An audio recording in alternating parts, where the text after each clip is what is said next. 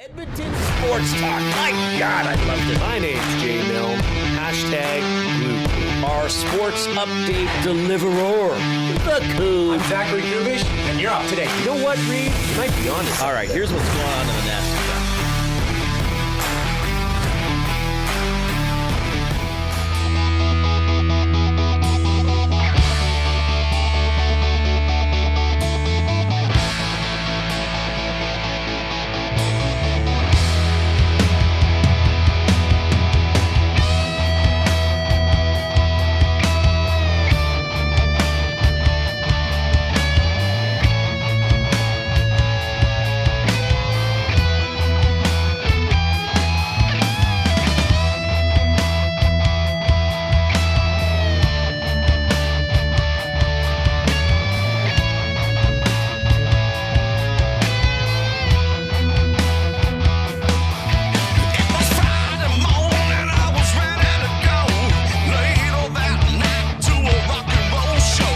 What is happening? Welcome to the Reid Wilkins Show with Jay Milne and guest co-host Ben Thomson, right here on Edmonton Sports Talk, your clear choice for Edmonton sports. My, oh my, what a day it's been thus far. What a day. For those of you that have been tuning into the EST airwaves all afternoon, we've discovered something together. We've discovered what we started to discover yesterday. Okay, yesterday we had the Movies? special, Ben Thomson, Zach Kubish off-topic topic, which was movie-related prior to 2003 movies that we thought these young fellas should see. A lot of them, they didn't know, they didn't hear of. And we're going to carry that on today. Right. Now, something else came up. Through EST Afternoons with Hernan Salas and Joaquin Gage. What a show. What a pair of beauties those guys are.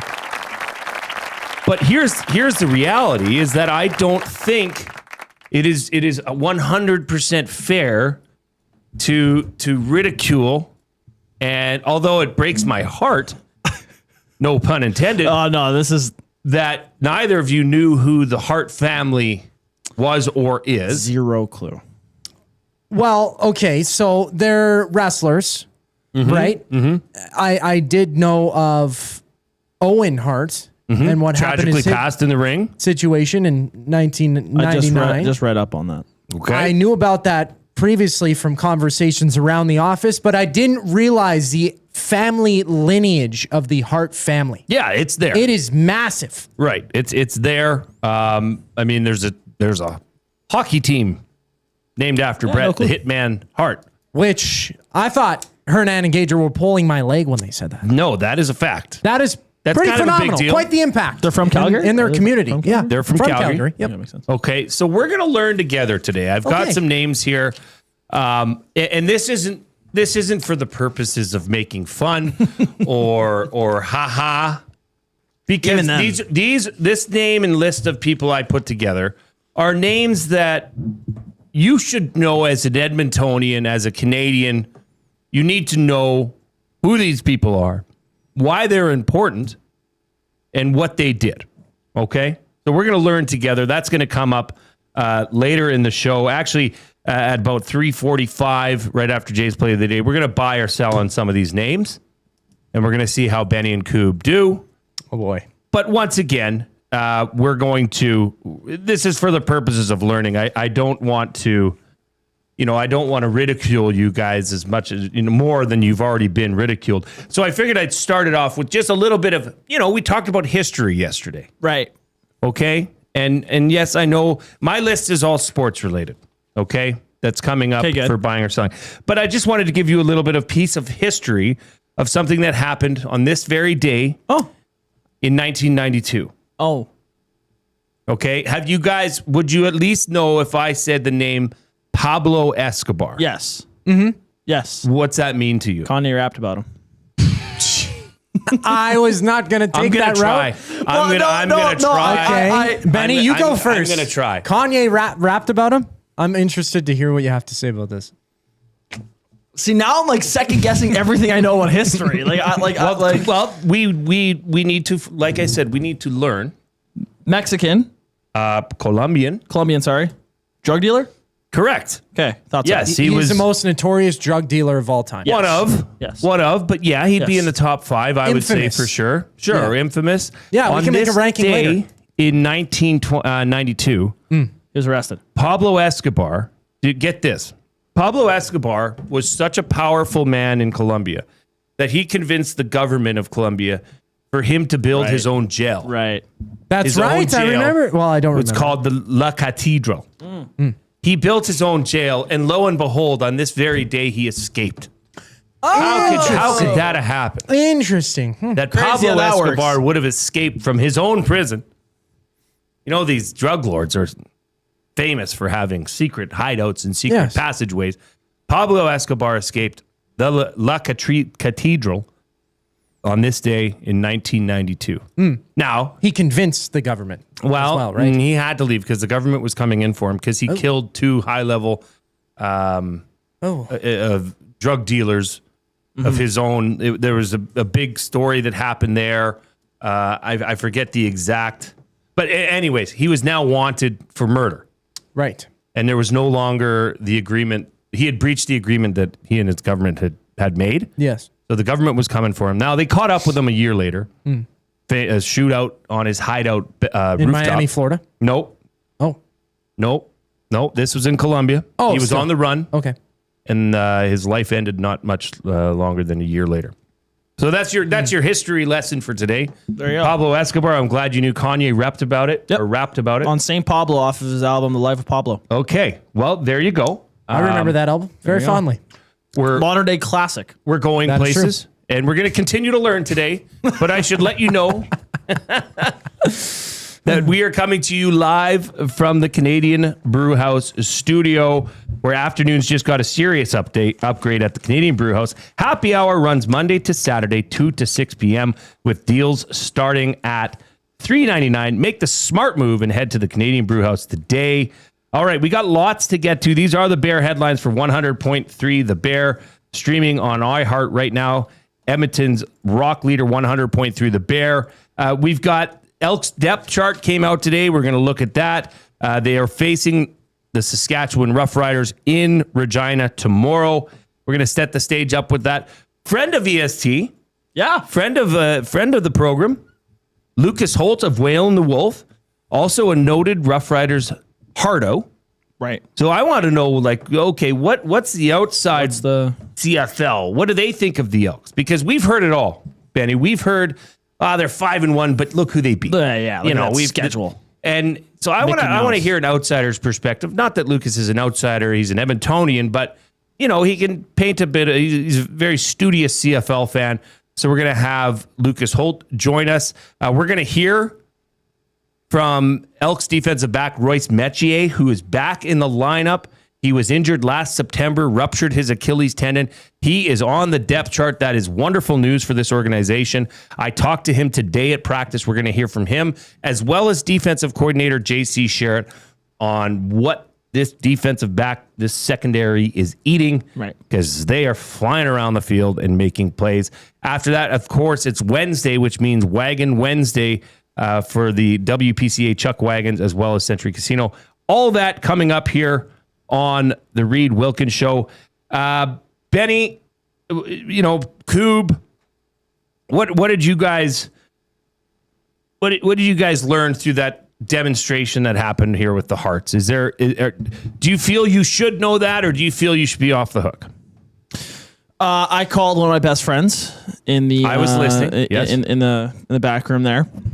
A guy that is smarter than me, has a much broader knowledge on a lot of different things. I called him and said, "Do you know who the Hart family is?" And he goes, "What's the context here?" I'm like, he's like, "Are they famous?" I'm like, "Yeah, like a famous Hart family." He goes, "I have no clue." Right. So that validated me a little bit because I'm sorry. I think both him and I did not grow up watching wrestling or knowing anything about wrestling. I can tell you, John Cena, The Rock, Hulk Hogan. That's like all that really comes off the top of my head. You and I are in the Andre same the boat. Giant or whatever the hell. Like that guy. I don't know. That's all I got for wrestling, man. I don't know. It was never an interest of mine growing up. Never was. I have no interest to get into it, to be honest with you. This is just it's kind of a whatever sport to me. But completely echoing Benny. I didn't grow up watching wrestling. If I did, I would feel some form of shame, but it just wasn't a thing for at least. Well, they're making it seem like they're the Gretzkys. Yeah. Okay. So then you guys compared them So Maddie compared the Hart family, came in and said, "Do you know who Walter Gretzky is?" And I said, "Yes, of course, the father of Wayne Gretzky." Okay. And compared that to the Hart family, which I just think is frankly ridiculous. Because in the early 2010s, I was worried about playing video games. I did play a WWE video game that I searched up during this whole conversation. Bret Hart was in the game, but I never played him because he wasn't John Cena or The Rock or The Undertaker. So okay, it just wasn't. I don't know if Bret Hitman Hart would have made my list, but these are names that I feel that as an Edmontonian and as a Canadian, you guys should probably get to know, and we'll get to that later. Nice. Obviously, if you are watching us on YouTube, we encourage you to use the nasty chat. It's not a nasty place. It's quite a fun place, to be honest. Let us know what you think. He says, "Wow, my entire generation has their head in the sands." He says, "Nice defense, Benny from Awanak." Yeah, he doesn't like that call. I'm sorry. Like, how would I have heard about the Harts? Genuinely, if I don't watch wrestling and they don't teach it in school, how would I have heard about the Harts? Genuinely. Yeah, it's a bit of a pop culture thing, I guess. I believe. And Bret the Hitman Hart was just such a legendary wrestler. He still resides in Calgary. Yeah. His family's from Calgary.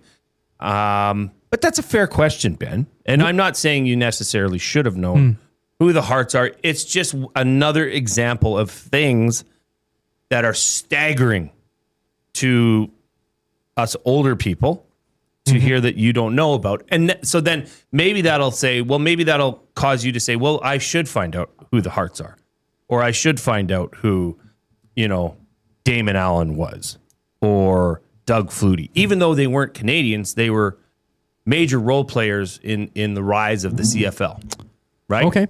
Sure. Would you guys know who Gizmo Williams is? Yes. Ben, hang on. Ben, do you know who Gizmo Williams is? No, it's not ringing a bell. This is a problem. I'm sorry, Benny. Even this is. Am I allowed to search him up? This rabbit hole has gone deeper. He is one of the greatest. Thanks, guys. Players. This is great.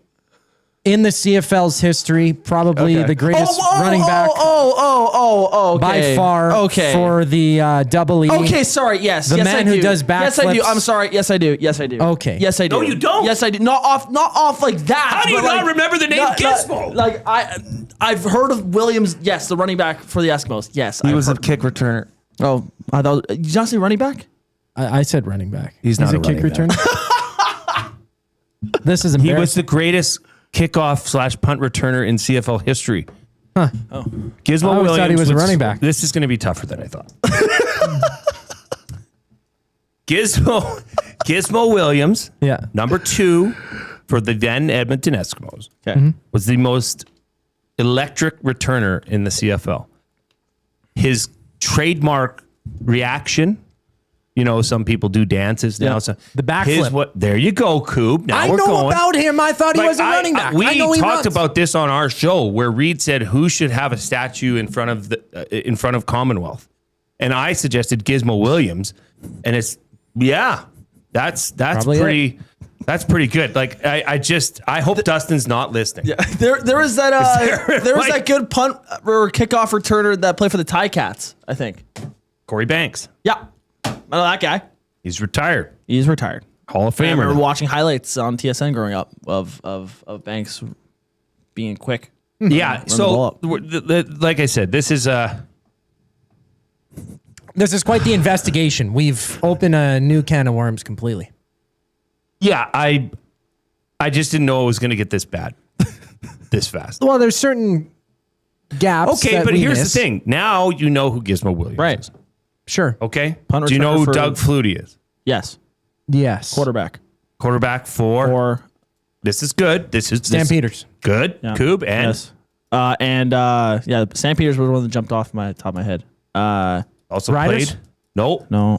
further east. I remember talking about this. Argos. Correct. There's only 9 teams. Yeah, you're right. I know. I was won a couple thinking Grey Jameson, Cups. Hamilton. You also went to what college? No clue. Had a famous play. Zero clue. What college? Doug Flutie. It was like a Hail Mary. I think there's a name for it, and it's escaping me. Yeah, I have He no was at clue what Boston College and won a bowl game or a championship on a Hail Mary. It was legendary play in Boston College history. He then went on to play in the NFL as well. I believe for the Patriots, for the Chargers. Yeah, Doug Flutie. Another name you guys might isn't he want like the to GOAT? might want to get comfortable with. Would you say, top 3 quarterback CFL history? Probably transformed the Yeah. game. Yeah, that's That's how I understood him. Okay. I mean, it went from Doug Flutie to Jeff Garcia in Calgary. Both of those guys went on to play in the NFL. Jeff Garcia went on to be quite a quarterback for the San Francisco 49ers. Yeah, I don't know that. Yeah. So we're not learning. know that. We're learning. Yeah, Should we get a chalkboard in here? Matthew losing Hyman it. says Flutie Flakes. Those were a thing. Those were corn flakes, but Flutie Flakes. Yes, we talked about that on this very on show. marketing, sports marketing. Yep. Okay. I could see how upset you are. I don't know if you're... I'm not upset. Okay. I'm not upset. It's just You're processing. I'm processing. You're a little That's- shocked. That's a good It's way. quite visible, and that's okay. That's a good way to think about it, Coob, is I am simply processing because we're just from different eras. So I have to understand that. A reminder that all of Edmonton Sports Talk is brought to you by Play Alberta. When you bet with Play Alberta, you give back to Alberta. That's because it's the only app in the province that puts all revenue directly back into supporting programs and services that Albertans rely on every day. So next time you place a wager on your favorite team, know that you're also making a difference across the province through Alberta's General Revenue Fund. Visit playalberta.ca/EST to learn more. That's playalberta.ca/EST. Must be 18 years of age or older to play. If you gamble, use your game sense. All right, we did it yesterday. We're going to continue it on. This is a real learning day. So yesterday, as you all know, Ben and Coob were both born. They're 22, 23 years old. So that would put them in 2003 years of birth, or that was the year of your both of your births. Yes.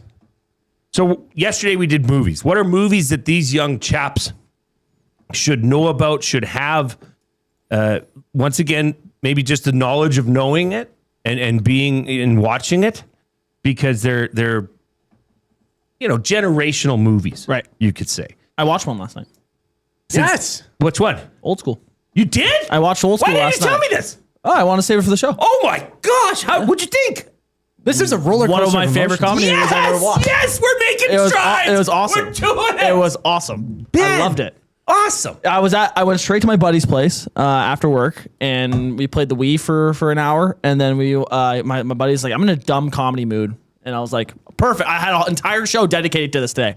And then we're looking through shows on Prime or whatever. See, now if I say to you, we're going streaking. Yeah. Now you get it. Yes. That's why you got to watch these movies. Frank the Tank. Yes. Frank the It's Tank. happening. Frank the Tank. Oh, man, I feel so weird.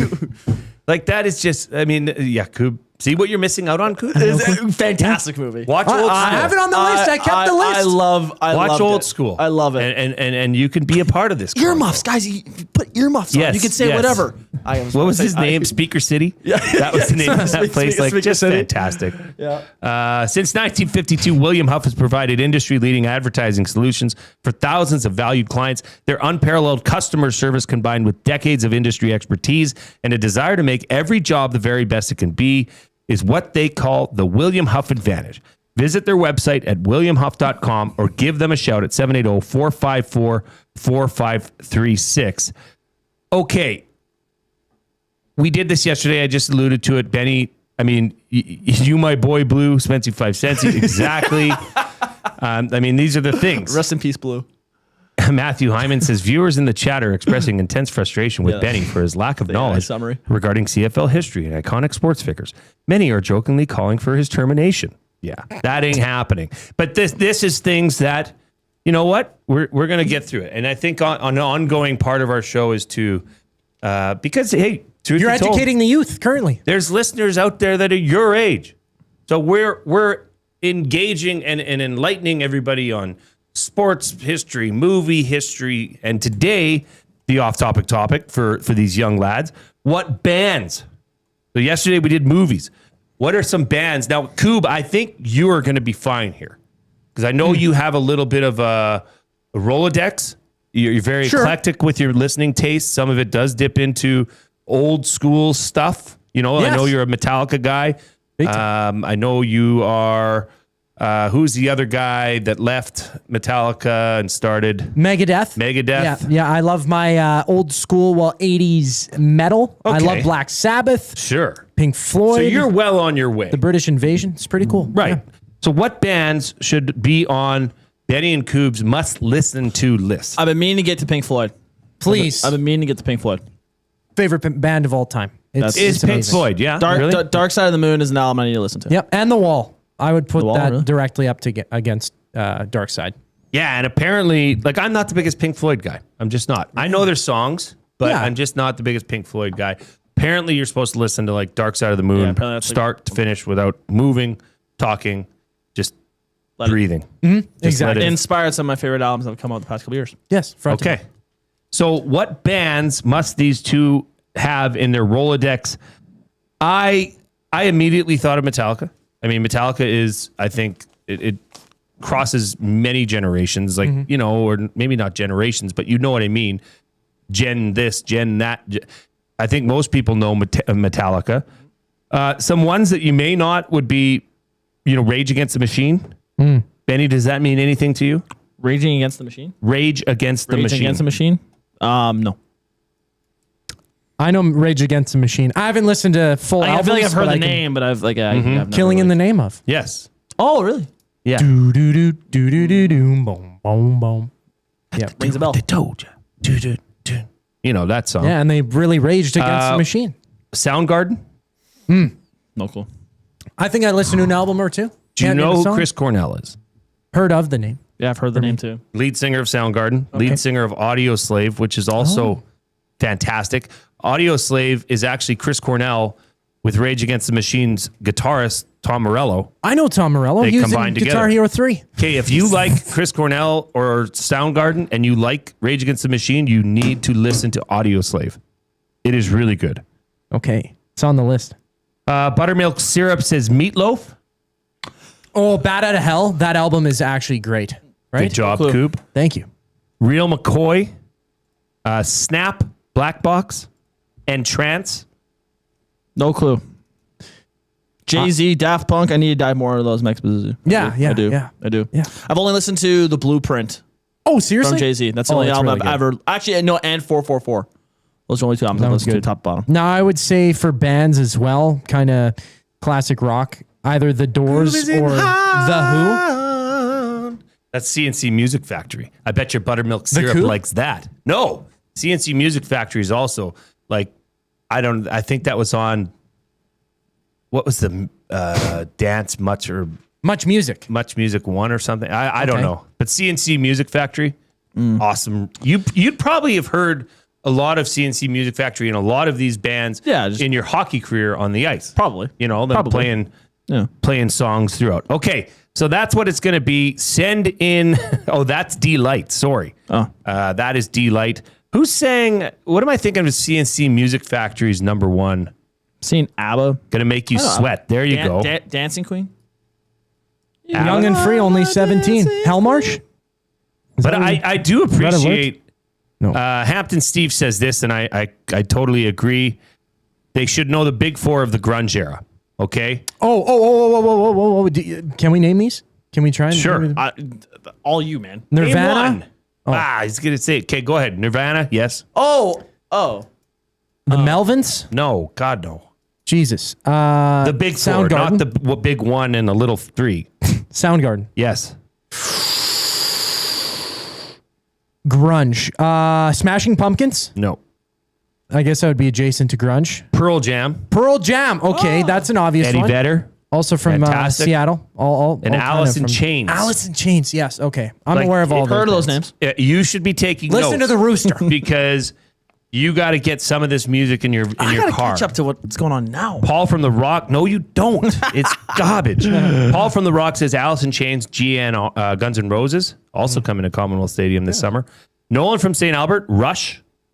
Ferd Rush. Okay, Not- Tom Sawyer. Just that's all I'm saying. Yeah. Write it down. Rush, Tom Sawyer. YZX. You've probably heard Rush and Tom Sawyer on your video games. Probably. Again, like this is all like you've probably Soundgarden, Audio Slave.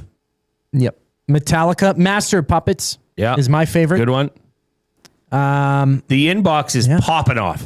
This is getting a lot of conversation, which is good. That's the point. That's what we want. Hit us up on the River Cree Resort and Casino inbox at 780-218-9999. Once again, the off-topic topic is presented by William Huff, who does this. If you want your office or man cave to look as good as our studio, talk to Bruce at William Huff. He'll get you all set up. The off-topic topic again was, prior to 2003, what bands should Benny and Coob have in their repertoire, or at least a taste of, to see if they want to take more of a dive into said music. All right, we are going to be back right after the break. We've got Jay's Play of the Day coming up. We've got Buying or Selling, which you're not going to want to miss. We are going to do historical figures from Edmonton and Canada that these young fellas must know or should know. But right after the break, we're doing it again. Right, Benny? Yep. We're going to be giving away the final set of tickets to this Saturday's concert that's happening down at Commonwealth Stadium. It's Live Nation presents Post Malone and Jelly Roll featuring Carter Faith live at Commonwealth Stadium. Saturday, July 25th, 7:30. It's the Big Ass Stadium Tour. We're going to give away a final set of tickets right after the break. But first, Coob, go.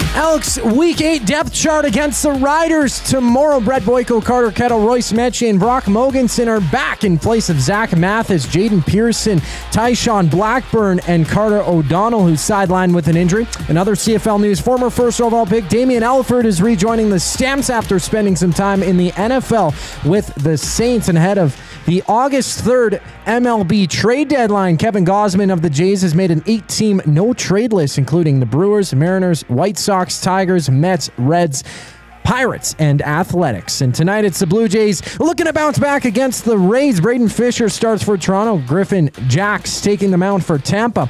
Currently there's 4 games live midway through the 7th. Nationals up 7-0 on the Rockies. And top of the 7th, the Mariners have a 3-2 lead on the Reds. Here in Edmonton, the Riverhawks close out their series against the Northpaws. Catch the full game on any of ESC's audio streams. First pitch just after 7. And in soccer, Canada's men's national team has announced 2 matches. They'll play Chile September 26th before matching up with Peru October 3rd. And this sports update is presented to you by the Ranch Golf and Country Club. The Ranch Golf Club delivers premier conditions, top-notch service, and unmatched value every round. That's why they're Alberta's top choice for corporate golf events. Visit theranchgolf.com to book a tee time.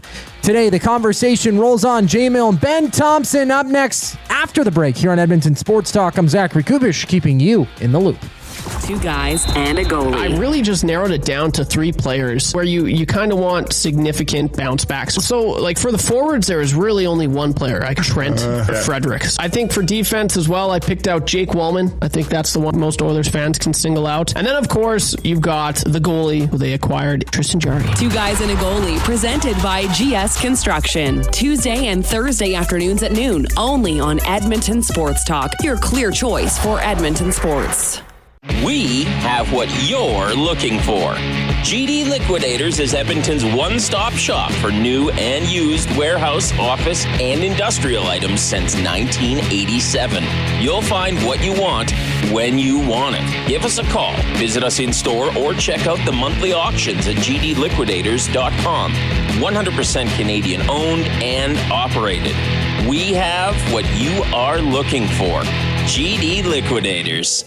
River Cree Resort and Casino and CFCW present All Shook Up, an afternoon tribute with the King, featuring 3 of the world's best Elvis tribute artists. August 16th in the venue. Tickets at rivercreeresort.com. River Cree Resort and Casino. Excitement. Bet on it. GCL Diesel has been serving oil country since 1972. From diesel cars to SUVs to pickups. From farm tractors to school buses to a big rig. From diesel generators to forklifts, GCL can test, troubleshoot, and repair all diesel fuel system components. Whether it's injectors, pumps, turbos, filters, or additive, GCL has the parts you need to keep your diesel running the way it should. For genuine diesel parts at wholesale prices, visit GCL Diesel in the West End or online at gcldiesel.com. GCL Diesel. Diesel understood. The Canadian Brewhouse has a happy hour for any scenario. You finished work early? Happy hour. You finished work because you accidentally hit reply all to the entire company? Big happy hour. Your boss said, great job. Happy hour. Your boss said, per my last email. Ugh, emergency happy hour. You finally closed the big deal. Happy hour. With a huge selection of ice cold drinks and great food, the Canadian Brewhouse has a happy hour for whatever just happened at work. The Canadian Brewhouse. Your day just got happier.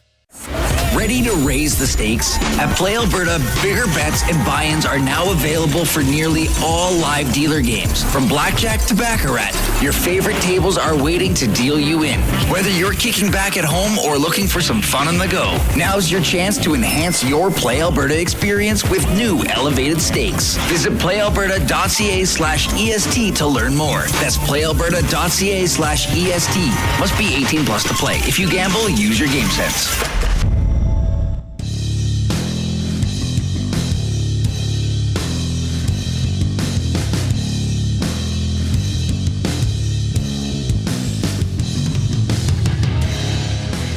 We are back on the Reid Wilkins Show with Jay Milne and guest co-host Benjamin Thomson. We got Zachary Kubish running the ones and twos. This comes in from GM Parisian. Gizmo Williams, who we were learning about here. Yes. Well, you two are learning about him. Is the greatest returner in football history. 26 return touchdowns. Wow. He has scored more touchdowns called back by penalty than second place has touchdowns. Like that's mind-boggling. That's Wayne Gretzky having more assists than. If you're looking at his goals, he would still lead. That's a great way of thinking about it because it's just scoring. something that when you really think about it, that is crazy. You're just amazed. Yeah. And these you could go and watch Gizmo on YouTube and I mean, the way that he would run and just he was a ball of muscle. He still is. He still goes to charity golf tournaments. He's got to be 5'8". Okay. Yeah, he's a shorter Justin fellow, Rankin build. Yeah. Oh yeah. Yeah, and he still looks like he could play football tomorrow. So yes, once again, we are looking for the off-topic topic from William Huff, which was which rock bands or songs should these two fellas know about prior to 2003, because that's when they were born. How could they know about them? We've had a lot of really good suggestions come in. Lots of Alice in Chains. Really? Lots of Pearl Jam. I would say go check out Even Flow, Black. The problem is I really don't know if Ben is even going to listen to any of this. That's the thing. You're a big hip hop guy, though, right? But he did watch. But you got a lot of hip hop came out of different genres. You know what I mean? A lot, especially in early hip hop, that. Early hip hop is now bled into a lot of different songs, and rock has bled into a lot of hip hop. Yes. Look no further than a guy like Post Malone. He's coming here tomorrow. He's coming here Saturday. He has crossed genres like nobody's business. So that's what's happening. We're going to give away our final set of a pair of tickets to Saturday night's concert. Post Malone, Jelly Roll, Carter Faith. It's the Big Ass Stadium Tour. Live Nation presents Post Malone, Jelly Roll featuring Carter Faith live at Commonwealth Stadium. We are going to be looking. Oh, Maddie's still really just. Oh, he's fired up. He said Gage got so mad he stormed out of the office and left. This has just been a tough day. I'm happy Dustin's not here. I think he would be very vocal about this situation as well. But like I said, we've got time to learn. Like we learn from our history, and we all get better together. And like I said, coming up shortly, I've got a list of names that I think are must know for an Edmontonian or a Canadian, and I'm hoping you know some of them. Okay. But first, we must give away this pair of tickets. So yesterday we did a trivia question. We're going to do another trivia question today that pertains to Post Malone. Benny, you're going to watch the text line because we're going to do this, and then we're going to get out and have take a break, and then we're going to come back and give away these tickets. So here is today's trivia question. What is Post Malone's most famous shoe collaboration? And I'm looking for the brand. Which brand? Coob knows. Coob and music is good. Coob and music is good. What is Post Malone's most famous shoe collaboration? What brand was it? Text that into the River Cree Resort and Casino inbox, 780-218-9999. We're going to compile all the correct guesses, put them in a wheel, and we're going to spin it. We're not going to roll the thing today. We're going to do a wheel. Yep. So Benny's going to do that over the break, and then we will be back. We've got Jay's Play of the Day to come up. We've got Buying or Selling, which, again, this is buying or selling Canadian people or Edmontonians or names that Ben and Zach must know.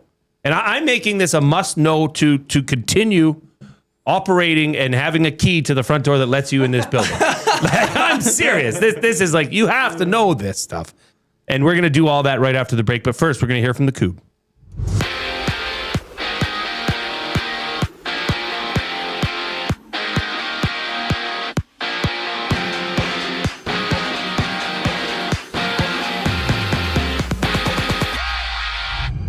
The Elks have released their depth chart ahead of tomorrow's clash against the Riders. Brett Boyko, Carter Kettle, Royce Metchie, and Brock Mogensen are back in place of Zach Mathis, Jaden Pearson, Tyshawn Blackburn, and Carter O'Donnell, who's sidelined with a knee injury. In other CFL news, former first overall pick Damien Alford is rejoining the Stampeders after spending some time with the NFL. Or with the Saints in the NFL. And ahead of the August 3rd MLB trade deadline, Kevin Gausman has made an 8-team no-trade list, including the Brewers, Mariners, White Sox, Tigers, Mets, Reds, Pirates, and Athletics. Live now in baseball, we got a few games in the majors. Top of the 8th, Nationals up 8-zip on the Rockies. Bottom 6th inning, the D-backs up by 7 on the Athletics. And midway through the 6th, the Cardinals with a 1-run cushion on the Angels. At home, Remax Field, the Riverhawks close out their series against the Northpaws. Tune into the full game on any of ESC's audio streams. First pitch just after 7 o'clock to soccer. Canada's men's national team has announced 2 matches. They'll play Chile September 26th before matching up with Peru August 3rd. This sports update is brought to you by Paramount Flooring. Edmonton is expecting some changes this offseason, and I'm talking about your flooring. Paramount Flooring brings over 30 years of trusted service and expert installation. Visit their showroom open 7 days a week or online at paramountflooring.ca. We announce the winner of the Post Malone tickets up next here on the Reid Wilkins Show. I'm Zachary Kubish, keeping you up to date. The Oil Stream. The Edmonton Oilers home and opener has been announced. It'll be the 29th of September. And then they will also play in Vancouver because Vancouver's home opener was announced, and it will be the Oilers on the 1st of October. So it is a Vancouver-Edmonton home and home. The Oilers getting what should be nowhere close to a playoff team. The Oil Stream presented by Boston Pizza. Monday, Wednesday, and Friday afternoons at noon. Only on Edmonton Sports Talk. Your clear choice for Edmonton sports. What's better than sleeping under the stars? Sleeping inside our house? Need extra space at home? Get it back with Sentinel Storage. Canada's choice for storage solutions with a store near you. Try 4 weeks free. Details at sentinelstorage.ca. At Firehouse Subs, our subs are freshly toasted, stacked high, and crafted to satisfy. Each sub is piled high with premium meats, melty cheese, and toasted to perfection. Firehouse Subs brings bold flavor to every bite, all served on a freshly toasted roll. But we're not just feeding Edmonton, we're fueling it. Dig into the brisket hat trick, piled with slow-smoked brisket and melty cheese. Or go to the Firehouse Subs fan favorite, the Hook and Ladder. Made to order with smoked turkey, honey ham, and Monterey Jack cheese on a perfectly toasted roll. With 15 Firehouse Sub locations across Edmonton and the greater area, it's easy to grab a hot and hearty sub close to home. Firehouse Subs. Hot, hearty, made to satisfy. River Cree Resort and Casino and CFCW present All Shook Up, an afternoon tribute with the King, featuring 3 of the world's best Elvis tribute artists. August 16th in the venue. Tickets at rivercreeresort.com. River Cree Resort and Casino. Excitement. Bet on it. Somewhere, someone is sitting on a patio that is literally part of the parking lot. They're hot, uncomfortable, and bored. Do not be that person. The Canadian Brewhouse has a rooftop, real turf, misters, fire tables, patio games, big screens, and zero reason to be bored. This summer, your standards are higher than a parking lot, and you know it. The Canadian Brewhouse, Canada's best patios. Looking for flooring? Paramount Flooring has it all. Sales, service, and expert installation with options for every style and budget, open 7 days a week. We've got you covered. Quick delivery and in-stock deals. Plus, EST listeners get 10% off. Visit ParamountFlooring.ca today.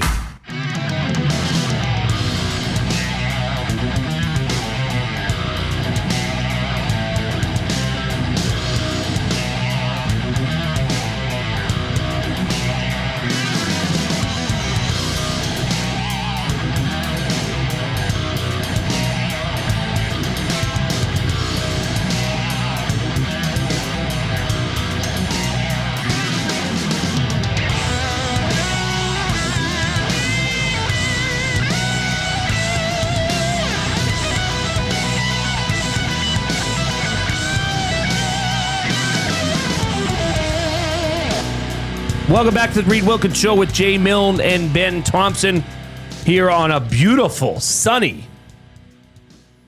Wednesday, July 22nd in Edmonton. A reminder that all of Edmonton Sports Talk is brought to you by Play Alberta. Go to visit playalberta.ca/EST for more details. That's playalberta.ca/EST for more details, and always use your game sense. Okay, before we get to Jay's play of the day and buying or selling, we have a limerick that came in from William Mikespear, poet laureate of Edmonton Sports Talk. Hey guys, a limerick in honor of Benny and Coop. Sure. Benny never heard of Giz, making me feel old, he is. Jay's not really mad, just a little sad. Get David Bowie on your list. Oh, yeah. Get David Bowie on your list. Changing. Is it changes? Changing? Yeah. Yeah, I feel like I recognize that somewhere. I think I tried. I could picture David Bowie in my head. Oh, you can. Tell me what it looks like. Got like colorful hair. Okay. Like the okay. Like he's very like a he had a wacky look. White guy, skinny. Matt Owanek just passed Jay Milne a piece of paper folded up in his hands. Has a special note. This is with the biggest smirk. This is my contract termination. What do you mean? This is ridiculous. Benny. Of course. What's going on here? Yeah. Special announcement? No, not for the kids. Just for mom and dad. Who's all mom? right, Benny? How many people got the right answer for the pair of tickets that we're going to be giving away right now to the Big Ass Stadium Tour? That's 2 tickets for this Saturday, July 25th. These are courtesy of the good people over at Commonwealth Stadium. Wonderful partners of Edmonton Sports Talk, and they've provided us with tickets. The question was, what is Post Malone's most famous shoe collaboration? What is the brand? Coob got it right away. Coob, what's the answer? It's Crocs. It's Crocs, baby. I don't want a pair, but no, very expensive actually. Are they? They sold out is what happened, and then on the resellers market, it was over $1,000. No way. Post Malone so Crocs they were like, well, I mean, Post Malone Crocs. Oh, I was talking Crocs that in can general. happen with collectibles. Right? Yeah, People collect them, and they like to keep them in the box and all that stuff. Hey, if that floats your boat, give her. Whatever. But Crocs, that was the correct answer. Okay, you've got the wheel populated. 14 people on this wheel. 14 people. All right, spin that wheel. Can I get a drum roll, please? Yeah.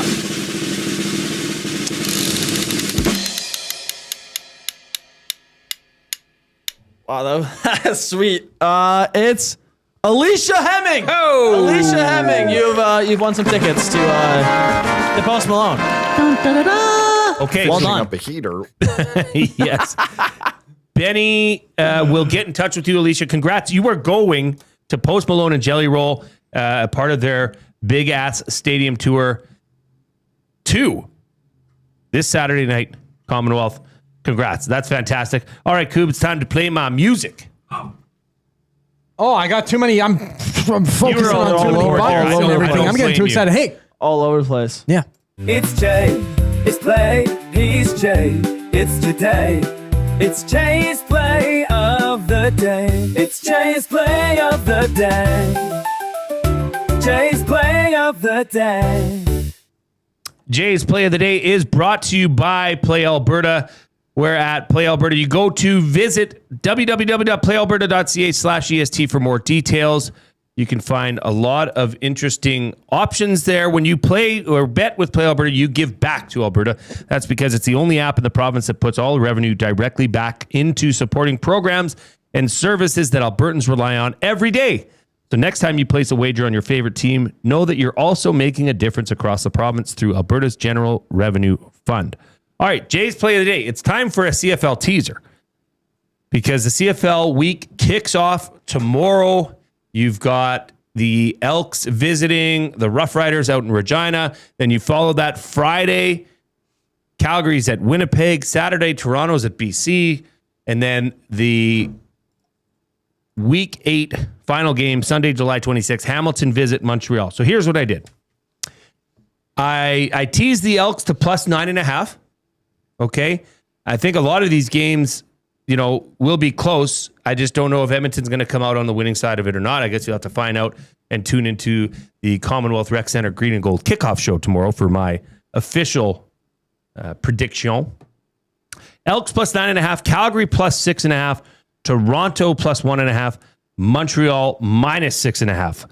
I just Hamilton is I get what they did with Trey Ford last week. I just don't believe in them going up against a strong team like Montreal. Toronto, there's no Nathan Rourke for BC. I think this will be a high-scoring game, but I'm still taking Toronto at plus money or on the plus side of things. And Calgary, Winnipeg, I just don't know with Winnipeg and Drew Brown if they can put up the points that they're going to need to, because Vernon Adams Jr. is playing out of this world. So that's Jay's play of the day. It's a CFL teaser. Elks plus 9.5, Calgary plus 6.5, Toronto plus 1.5, Montreal minus 6.5. That has been boosted to plus 385. And Coob, always remember to use your game sense. It's Jay. It's play. He's Jay. It's today. It's Jay's play of the day. It's Jay's play of the day. Jay's play of the day. Okay, it is time to get to buying or selling, which is courtesy of Damon Bunting, who has been a consistent top-producing realtor in the greater Edmonton area for over 17 years. He and his team would love to help you find that right home or make the move from your current home. Community-driven, he understands what it takes to make a difference in our city. Check him out on DamonBunting.com or the Instagram handle of Damon Bunting Real Estate. Okay, we talked about this off the top. You've heard it throughout the day. This all stems from Benny and Coob not knowing who Brett the Hitman Hart is, nor did they know who the Hart family is or was. Right. So I'm just going to go through I put together a little bit of a list. And I think that this is stuff that you guys should know. Okay? These are names that you should know. And I want to see if you know why these names are Canadian icons or Edmonton icons. Oh. Okay? Okay. So we're going to start things off with this. And feel free to play along. Or don't play along if you want to see these guys squirm a bit in the nasty chat. And a reminder, we are, let's see, what are we on pace for here? We're not even an hour into the show, and we're on good pace. But I would remind you, Coop, do you have that song? People always like to hear the song. Oh my gosh, I think I have this song. I don't think Wait, we played that yesterday. You do. Jeepers, what a miss by me. All right, please do hammer that thumbs up. Click, click, click. Must you click? Please, please, please click. Must you click? You must click. Thumb. Reid Wilkins is in the chat, and oh boy, what awful timing for Reid Wilkins to join this show. My gosh, I'm sorry in advance, Reid, what's about to happen. We're just going to do some fun history here of things and figures that these two fellas. I'm talking about Zachary Kubish, our technical producer, and my co-host, Ben Thomson. They should know, and if they don't, we're going to teach them a bit about them. But please do hammer that thumbs up. And if you haven't yet subscribed to Edmonton Sports Talk, please do. All right, we're going to start off with this name, Donovan Bailey. Okay. Well, funny enough. We were just talking about this. We were just talking about it. Okay. What's so great about Donovan Bailey? Are you handing this to me? Go ahead. Yeah, you just don't want to be wrong.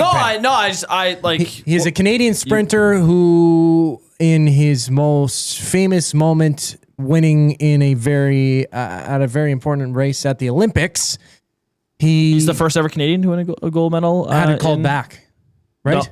No, that was Ben Johnson. This guy won. This guy actually won in sprinting. The first Canadian sprinter to win a gold medal. I don't know why. Final answer for me. It's 100 meter.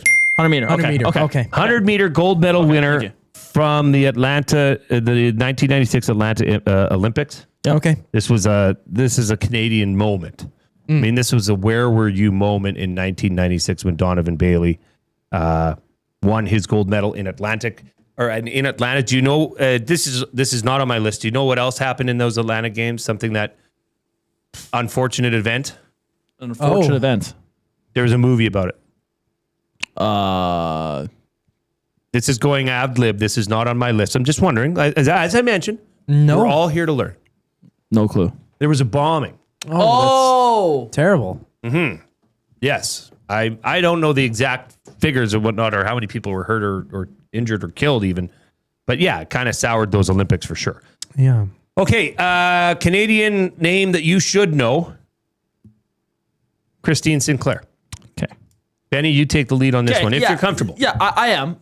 And Awanik was getting in my head about this, so I'm pretty sure I'm right, but he's trying to play games with me. A fantastic women's soccer player on the Canadian women's team. I believe she was the captain of the team. She is recent. She's not that far behind. I'm pretty sure I've watched her play. So I'm gonna say Christine Sinclair, captain of the women's national soccer team. Has won multiple things nationally. Lots of things. Lots of things. Gold medals. She recently won a gold medal in 2020. She was Olympic gold medalist. 1, 2. Yeah. So she's the 14-time winner of the Canada Soccer Player of the Year. Yeah. She's the most decorated soccer player, I would think, in Canadian soccer history. Yeah. Okay. Men's, women's, you name it. Christine Sinclair is at the top of that. So we're list. 2 for 2. Yeah. Yes, I would say we're 2 for 2. This is encouraging. This is encouraging. Once again, this is buying or selling for Damon Bunting Real Estate. Yeah. My third name is Steve Nash. Okay. The first Canadian basketball player to win MVP in the NBA. Won back-to-back MVPs. Yes, he did. In the early 2000s. Yes, he did. I was going to say, good work. I was going to say, if you were... He was going to be one of the names I brought up. If you didn't bring him up, I'm going to go, okay, why aren't you saying this?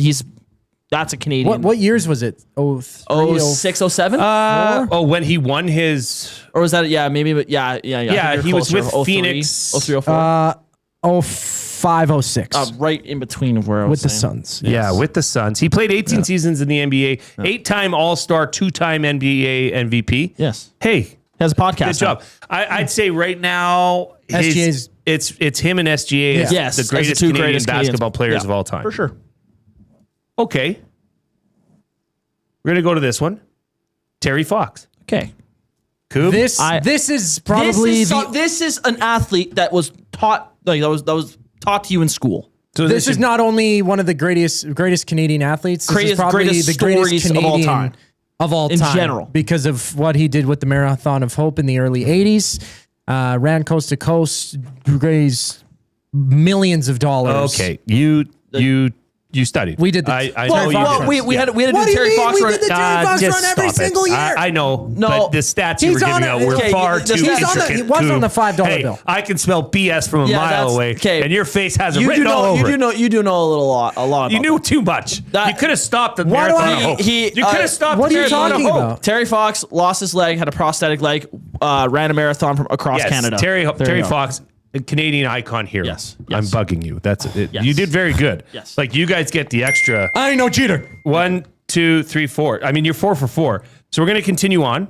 Okay. These are and yeah, riding the pine. Things are looking up. I agree. This is Penner's Pancakes. Good start, and that's with the pressure of Reid watching. This is the only really athlete that was hammered home in school. Yes. That and Wayne Yes. Gretzky. I would say- to me, I don't even really remember Wayne Gretzky being. I just know that because obviously it's hockey. But like Terry Fox, I vividly remember it was like every year you were taught Terry Fox. There was a presentation. There was a there's a move. run. There was a run. You We do had a run, full you do assembly a run, learning about it. You We do a watched run. the Yes, documentary we watched every the single documentary year. every year. Yeah, that was Terry Fox run. I hated the Terry Fox, and I hate running in general. I did too. So I was only Okay, there we're for going the to continue popsicle. on. I think you guys are doing great. 4 for 4. 4 for 4. Alexander Graham Bell. He invented the telephone. Coop. Well done. Thank you, Coop. You're welcome, Benny. Thank you. I did not know that. I had no clue. You did not know that. I did not know that. Okay, No. you're out. You're too good. Yeah. You're out. You're off the list. Oh, so how many? Oh, so thought it I was 5. passed. No, I No? got lots more. Do you think I boy. cheated? Okay. No, I believe you I didn't know that. I wholeheartedly didn't knew know those that. answers. I did not know I that. trust you, Coop. Okay. I think you did fantastic. You're too good at this. Now, if he doesn't get it, then you can chime in and say yeah. Sure, if sure, you sure. get it. Sorry, Okay. got too excited. So yeah, Alexander Graham Bell, creator of the telephone, amongst other things. And have you heard of a company called Bell? Oh, that makes sense. Yeah. Pretty straightforward. James Naismith. No clue. Coop, you look like you don't know either. Is this sport? Hands Are off your we in? keyboard. Are we in sports now? Like, yeah, we're in this very is much sports. so sports. Okay, yeah, I have no clue. James Naismith. Maybe it's. I will guess. We need a ticking timer. Yeah, you take a guess. I will take a guess, guess. James Naismith is a famous. This is great. I don't know, tennis player. He is a Canadian diver. Incorrect. What did you say? Tennis player. Canadian tennis player. That's not true. Are we talking sports here? Yes, we're talking sports. Okay. Well, not talking practice. I have no clue then. Okay, James Naismith. I'm sorry, I don't know how long this timer. No, I got it. I got it. Invented the game of basketball. Oh, he did. That's right. James Yeah, the Naismith. late 1800s. Yes. Using a that's metallic right. hoop, And that's right? why everyone's like, okay, basketball isn't technically States' game. It's our game because yeah. Yeah. A guy from Canada made it. He also correct. founded the Kansas basketball program. Used peach baskets with the holes cut out. I remember All that type of stuff. Yes. I just didn't know the name. I'm just making So, stuff up. okay. So a little blemish on the record, fellas. Okay. And when was basketball invented? Oh, I don't know. Late 1800s? Late 80s? Late 1880s? Late 80s? Yeah. Late 1880s. I think so. I think he founded the basketball program at Kansas in the 1880s. If I'm not mistaken. Yeah, 1891, according to AI Overview. Okay. In Springfield, Massachusetts, and then, in Kansas as well. Okay. Bill Hunter. Now I know the name. There's an arena. I said these are names that you need to know in terms of Canadians, but also Edmontonians. I know he's somewhere around here. I know he's an Edmonton icon here. Bill Hunter is okay. So they have an arena named after him. Yes, in Sherritt Park or Spruce Grove. I don't know where it is. I don't think it's in Sherritt Park. I know where it is. I think it's is it on Spruce? I've played at it. I don't. Yeah, I only know him from an Edmonton Hockey Arena here. That's he's also known as Wild Bill. Would they name a non-hockey player for an arena here? Would they name what? Would they name a non-hockey player for a hockey rink here? I don't think so. I think he has some tie to hockey. Depends what you consider a hockey player. So can I chime in here? Briefly. Now that there is an arena, can I say where the arena is? Sure. In West Edmonton. Oh, is it in West Edmonton? That doesn't mean anything. I mean, who is Bill Hunter? Like I will tell you this. I mean, I guess he's some type of hockey, maybe in the WHL or maybe. You're getting there. He had his hand everywhere in hockey. Well, okay, so he co-founded the WHL. Oh, okay. He I'm also beating around the bush. helped launch the World Hockey Association. Oh, wow. Okay. He was the owner, manager, coach of the original Edmonton Oil Kings team here in Edmonton. I knew he was a coach. And he was appointed to the Officer of the Order of Canada in 2000. That's pretty neat. If Bill Hunter was not doing Bill Hunter things, the Oilers quite possibly wouldn't be here. That's the importance of Wild Bill Hunter. So the World Hockey. So before the Oilers were in the NHL, okay, he helped launch the WHA. Yes. Okay. Gotcha. So now, okay, if you're like the hockey side of it, then I would then go get a book on Bill Hunter, because there are, and read it. Cool. That's a name you gotta know that. Yes, I knew Bill Hunter my entire life because of the arena. I played in the arena all the time. Sure. But I didn't know the full extent of actually what he did. Okay. That's next name. White Money West. Now this is another one that is just synonymous. Like, and if Reid's still listening, I'll say this again. But when I said who's Gizmo Williams, and you both looked at me with blank stares, this is another name that you just got to know. CFL is just going to be bad here. Sorry, what was the name? You just got to know. Warren Moon. Okay. Oh, okay. Oh. Quarterback. Easy. Quarterback. Yep. Oh. Club mix. Yeah. Quarterback. You won the prize. Quarterback in the CFL. I had some time in the NFL. Come on. Sorry, I just got really excited. I know. What? He played for the Houston Oilers in the NFL. This is good. That did ring a bell. This is good. Did he play for the Eskimos? He won 4 straight with the Eskimos. He won 5 straight. Oh! Okay, that's good. That's good. So you've kind of redeemed yourself. Number 2. That was very good. Yeah, and Abutsky says he also launched the Oilers. Yeah, that was part of bringing the Oilers. He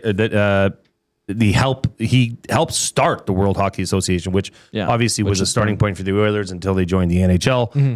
So yeah, without Wild Bill Hunter, who knows where the Oilers are? Do you know he originally tried to buy Pittsburgh and move them to Edmonton? Really? Mm-hmm. I had no clue about that. Like when? No. When? Like 60s or 70s. Oh, okay. Yeah. Well, I knew in the 60s they wanted to move St. Louis to Saskatchewan. Right. He did a WHL team, I think, in Saskatchewan, too. I'd have to look into it more. Huh. Okay, this is the last one. You guys have done pretty well. Yeah, good job, Benny. Thank you. I'm proud of you. You as well. Claire Drake. Okay, yeah. So this is obviously there's an arena named after him. Yeah, that's the easy one. The one that is under construction right now, and the U of A Golden Bears and the Pandas will not be able to play. Renovation. It's under renovation. Sorry. They'll be playing at a Silent Ice Center.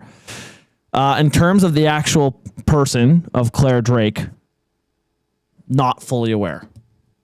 Had multiple winning seasons with the what was it? The Nadukes in the ACAC and CCAA, one of the greatest Canadian hockey coaches. Oh yeah. Or am I thinking? No, that does ring a bell. Someone being like a really good coach. U Sports. Yeah, great. Sorry, I'm thinking of coach. Yeah, I'm yeah, thinking Canadian of Inter-University, whatever it was back then. Yeah. He's the most successful, winningest coach in CIS. Yes. Someone was telling me the stats a couple weeks ago. He coached 28 years with the Golden Bears, 6 titles, 17 Canada West championships. Yeah. He's sent into the Hockey Hall of Fame in 2017. Right. So did we learn something? Yep. Mm-hmm. Learned a lot. Learned that we don't know anything, Benny. Well, we but passed. Once again, we passed. Once again, these are things you should know. Mm. And you know what? I'll tell you this for free. All of these names that are on here, and somebody did mention like somebody like Rick Hansen. You should probably look up who Rick Hansen is. Okay. That rings a bell. Okay. It sounds... He competed in the Paralympic Games and the Olympics Games. When Rick was 15, he was riding in the back of a pickup truck after a fishing trip when the driver lost control and the vehicle rolled over.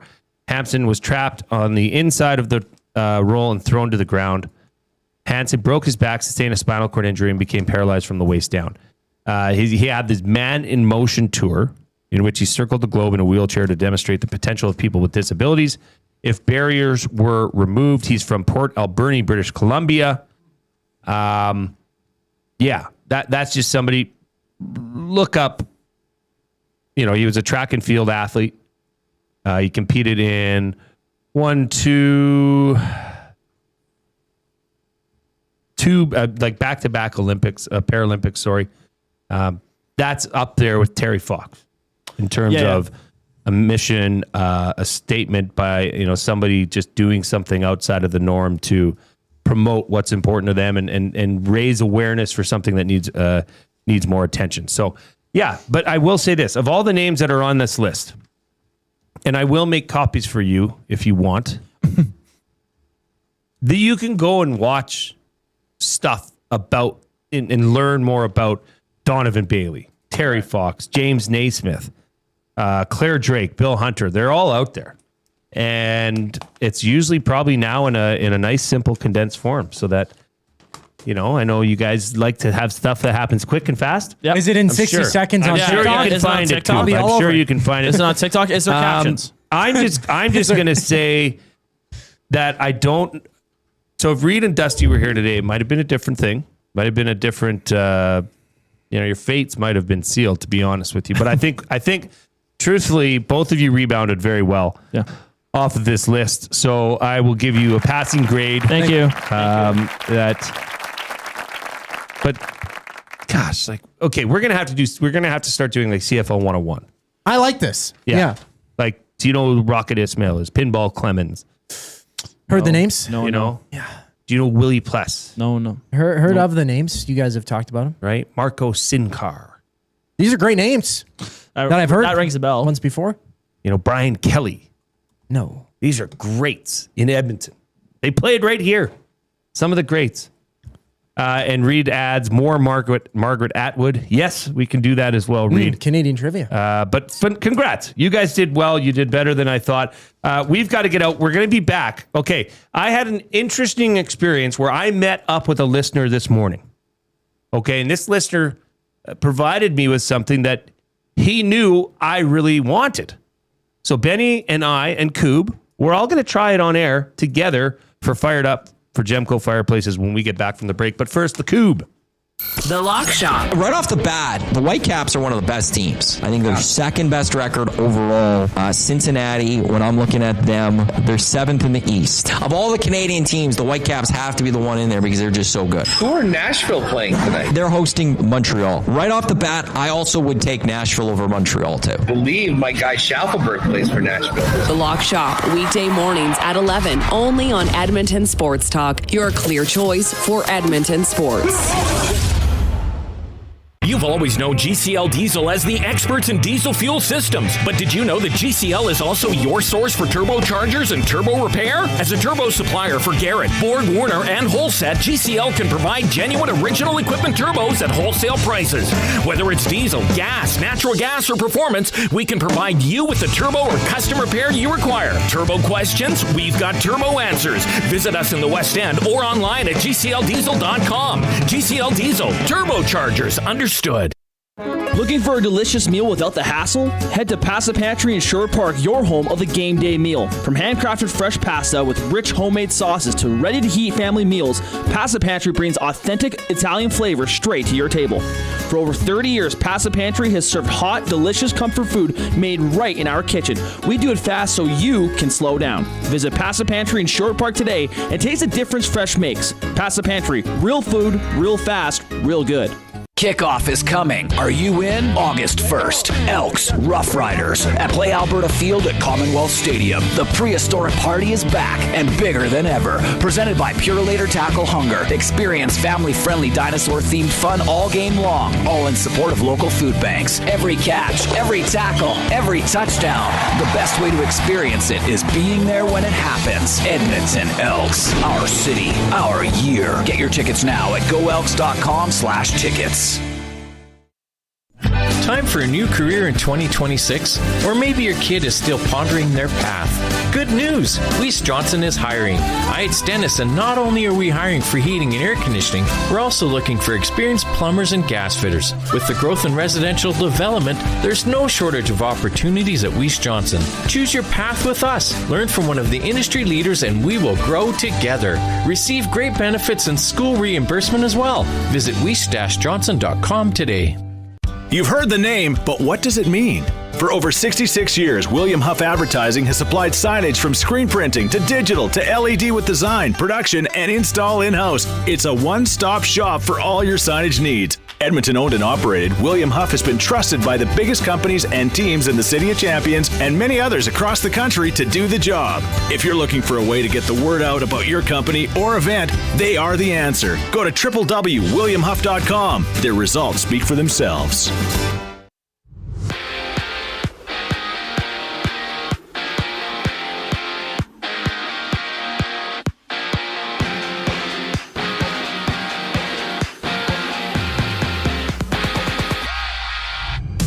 The Elks are on the road headed to Saskatchewan to face the Riders. Their depth chart: Brett Boyko, Carter Kettle, Royce Metchie, and Brock Mogensen back in the lineup in place of Zach Mathis, Jaden Pearson, Tyshawn Blackburn, and Carter O'Donnell, who's sidelined with an injury. In other CFL news, former first overall pick Damien Elford is rejoining the Stampeders after having a cup of coffee with the Saints in the NFL. And ahead of the August 3rd MLB trade deadline, Kevin Gosman of the Jays has made an 8-team no-trade list, including the Brewers, Mariners, White Sox, Tigers, Mets, Reds, Pirates, and Athletics. And tonight's it's the Blue Jays in action against the Rays, looking to bounce back. Braden Fisher starting for Toronto. Griffin Jacks up for Tampa.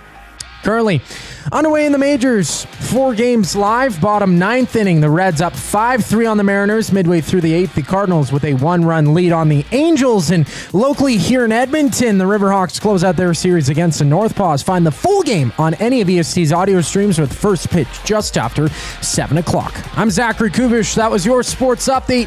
The second hour of the Reid Wilkins Show starts right now.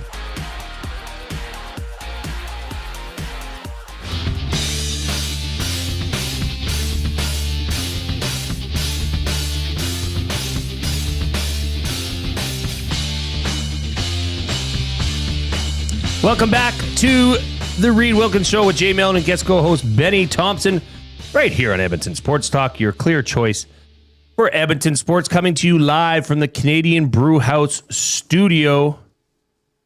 Good day, bad day. Either way, happy hour is on at the Canadian Brew House, Monday to Saturday, 2 to 6 p.m. with deals starting at $3.99. The Canadian Brew House, your day just got happier. And I also want to make sure you are aware that Edmonton Sports Talk is calling all baseball fans. Don't miss the Edmonton Riverhawks Community Foundation Field of Dreams Festival on August 22nd at Remax Field. Hear stories from former Blue Jay and Edmonton Trapper Devon White. I saw Devon White's name being Rod Zawacki was mentioning that. Well, you can meet Rod Zawacki. You can meet Devon White. You can try your luck in the batting cage and learn how to throw a curveball from the pros.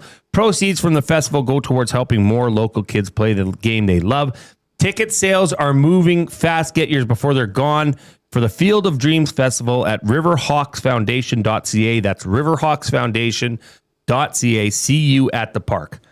All right. We all know Nasties. I just want to take this time to say you guys are the best. I mean, we have Edmonton Sports Talk has the best listeners, I feel, in the world. I mean, you guys always make us feel so special. Every time we run into you, it's always a lovely conversation. And I want you to know the feeling's mutual. Edmonton Sports Talk wouldn't be here if it wasn't for you Nasties, for you listeners, everybody out there. We truly appreciate you. One of our listeners Charlie Dufault, who's in the chat. He's always in the chat. He's an avid listener. He reached out to me because we've talked about this.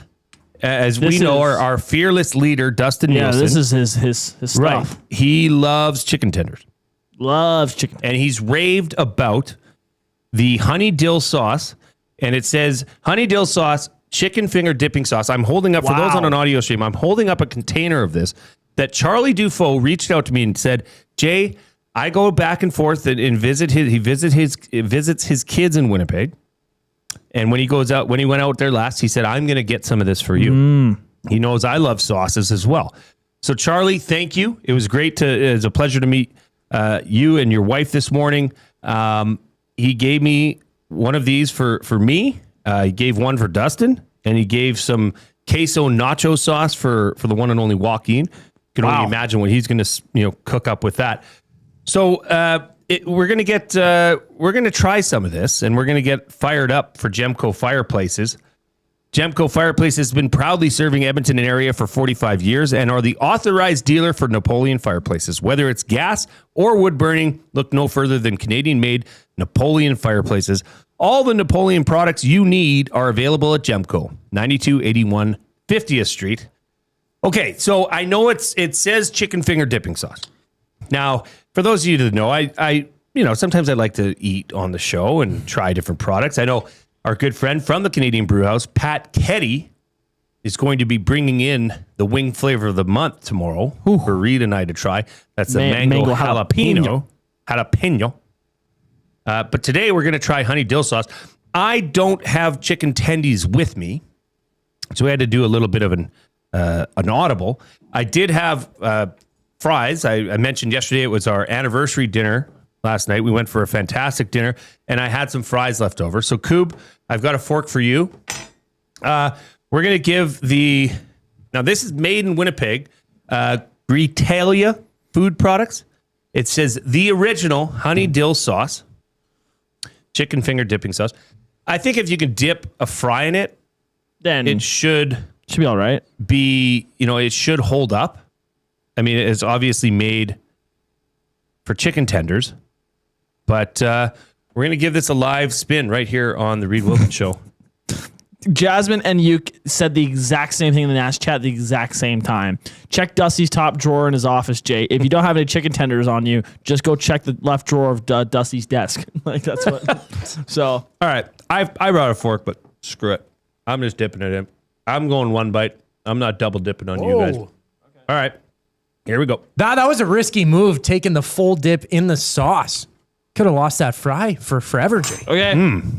Okay.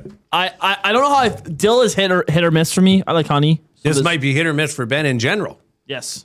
I want you to have an open mind about it, young Benny. We'll see. Honey dill sauce, probably some of the best Come on, sauce. Okay, I got to try this because this is infamous. Get over here. So this is going to sound so silly for me to say, but it really tastes like honey and dill. Yep. That's exactly how I describe it. And I'll put my hand up. I'm not the biggest, I would never put honey on anything. Really? Unless it's hot honey. I'll do the drizzle of hot honey. Benny's going in for seconds. This is a very promising sign. Good. Because I wouldn't say you're a picky eater, but you watch what you eat. No, I am a picky eater. You're a full-on picky eater? I absolutely am. Okay. So, yes, Charlie, this is going to be coming home with me. You're coming home with me. Dusty can do whatever the heck he wants with his, but this is fantastic sauce. It is. I could totally see how this is the perfect complement. Can you to imagine chicken fingers? a really breaded chicken tender? This is my dream dip for a 10. Should I leave for a segment? Go to Popeyes. You are excused. Well, we can DoorDash, Benny. True. Want to split that price? Oh wow. You know what? I might leave it here for a day or two. Yep. And then maybe tomorrow we'll order in some chicken tenders and we'll do it proper. Yeah, I could totally see how a chicken tender would this. Get Would some Popeyes chicken tenders. This would slap. Yeah, I totally on a chicken tender. I totally understand how this. But is like a chicken I said, tender sauce. if it can pass the test with fries, then you've got something good. This is phenomenal. It's really good. And I mean, I know it's hard to see, but I really want to reiterate, this is not shaker dill. No. You can Like you put your nose to it, and you know when you smell like a the full chunk body of is there. dill, like you smell that. This is phenomenal. Well, Charlie, thank you for bringing some attention to the honey dill sauce and it's made in Winnipeg. Like this is legit. This is not a made abroad product. It's only available in the Peg, I believe. But yes, well done. That was fantastic. Okay, I do want to get out a little early. Well, geez, that did take us longer than I thought. But we've got something special coming up. We did this yesterday.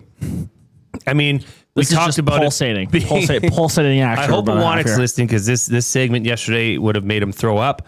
Today, Benny, what are we going to do for the Oil Understood after the break? We're continuing the way too early trade deadline targets. This time, we're going for defensemen. All right. That's coming up right after the break, right here on the Reid Wilkins Show on Edmonton Sports Talk, your clear choice for Edmonton sports.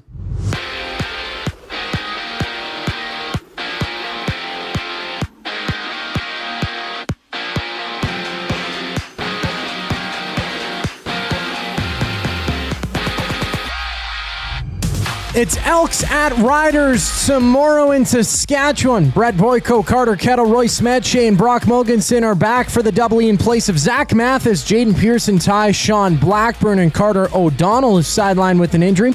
And down the road in Cowtown, Damien Elford is rejoining the Stampeders after spending some time in the NFL with the Saints. And ahead of August 3rd's MLB trade deadline, Kevin Gosman has given the Jays his 8-team no-trade list with teams on the list, including the Brewers, Mariners, White Sox, Tigers, Mets, Reds, Pirates, and Athletics. Tonight, it's the Jays back in action against the Rays, looking to bounce back. Braden Fisher starts for Toronto on the mound. Griffin Jacks on the other side for Tampa. Currently just 2 games live, top of the 9th. Angels down 1-0 to the Cardinals. Well, end of the 7th, the D-backs up by 11 runs on the Athletics. From Remax Field, the Riverhawks play host to the North Paws, closing out their set. Tune into the full game on any of EST's audio streams. First pitch just after 7 o'clock.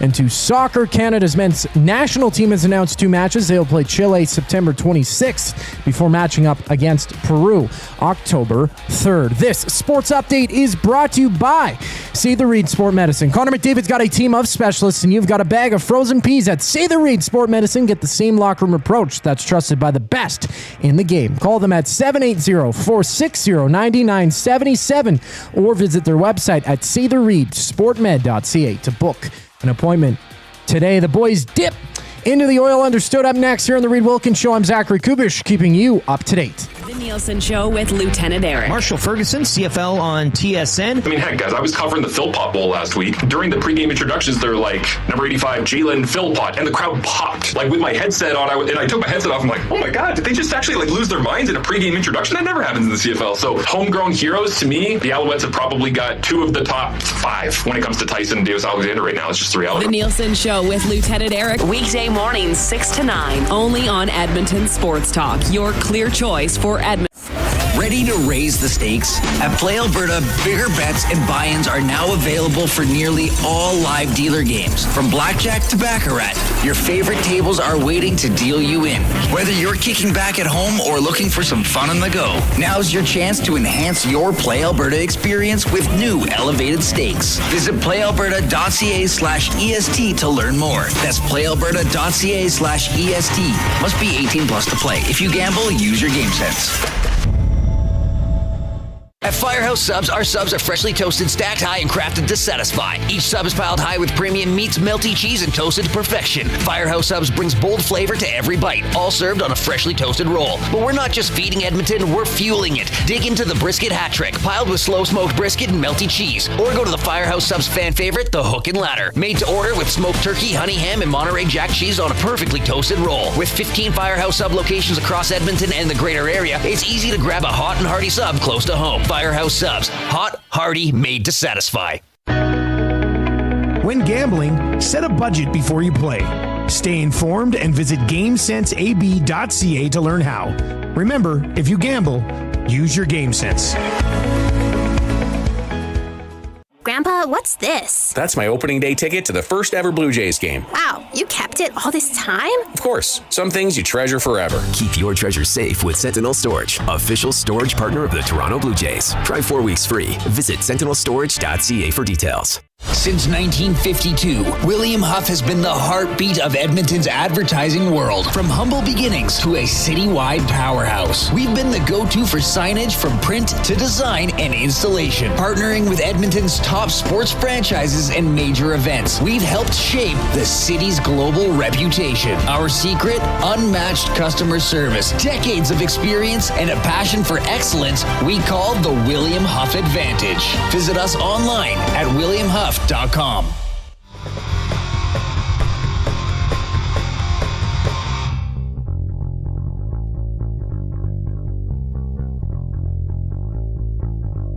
Believe in me, the dreams that I foresee.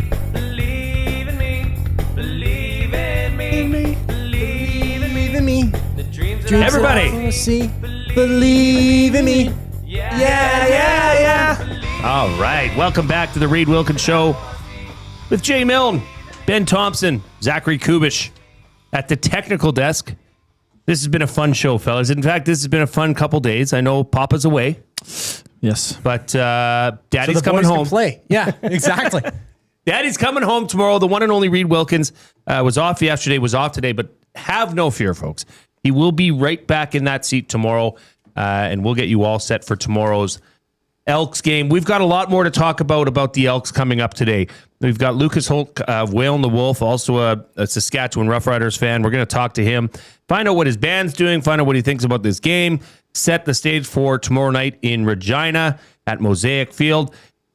Then we're going to hear from Royce Metchie and JC Sherritt at the 5 o'clock hour. And we've got Wagon Wednesday coming up with Greg Buchanan, and a special guest will be joining us. Winner of the Rangeland Derby, Jamie Laboucaine, will be on the show with Bucky, with Benny, with myself. It's going to be, well, Bucky's always entertaining. I don't know where this is going to go. We'll see. Bucky was recently at a powwow. He sent me a video. He toured around the powwow. It was fantastic. It was true Bucky. It was Bucky in the wild. So we'll ask him about that and get all caught up. But now we must get to the Oil Understood, which is presented by GCL Diesel.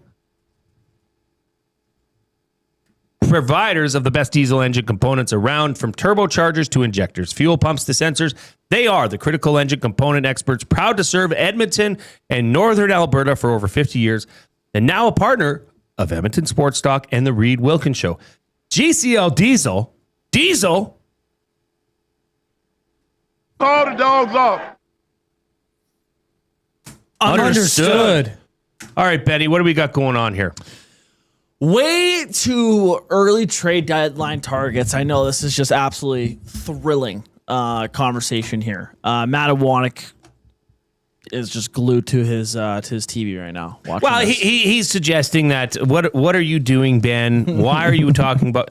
Here's the thing. He really wants his summertime. He does. Anytime you talk about hockey, then he starts thinking, okay, what did they say? September 29th is the home opener. Oh my gosh, it's almost here. Yeah. Ben, we're here to talk about sports. We're here to present hypotheticals for the people. Come on. I mean, what are we doing? Of Let's course we're throw here. our GM hats on here. I wouldn't even say this is way too early. I think this is the appropriate time. July 22nd. So, what did you do yesterday? Yesterday we did the forwards. I think the two glaring holes as of right now for the Oilers, if everything were to go proper next year, is they would need a top six winger, and there's a chance they'd want to upgrade on a right shot defenseman for the bottom pair. Okay. So that would be the two spots that I've looked at. And so yesterday we did top six wingers. Today is going to be defensemen. And these are not top end defensemen. I'm not telling them to. Okay, so here's what I didn't ask you yesterday. Yeah. And we can't really go back and rehash the forward group.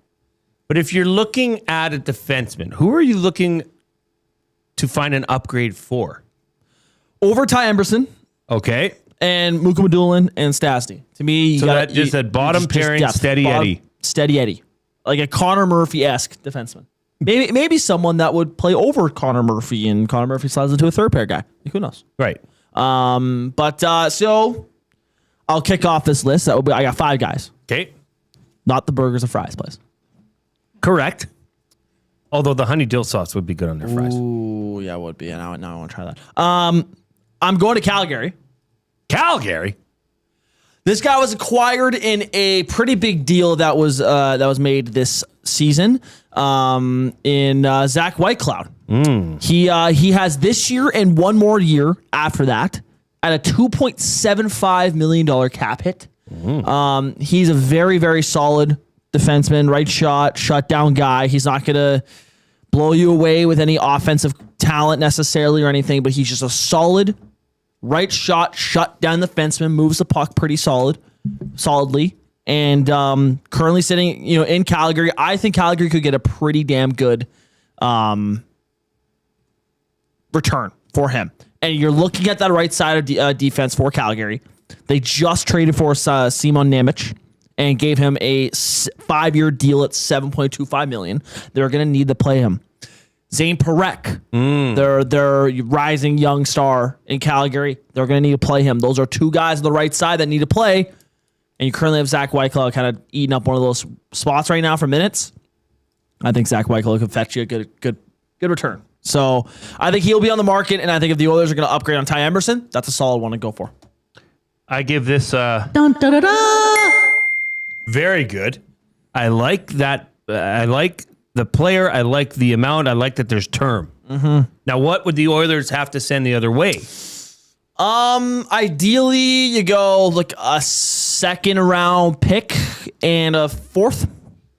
Okay. No, if there's term, there's probably a little bit more. You throw like Bo Akey in there. You're not trading Ike Howard or anything or for any of that type of stuff for Zach Whitecloud. What if you are? What if things aren't going that? It depends how Ike Howard is playing next year. Really depends on how well he's gelled.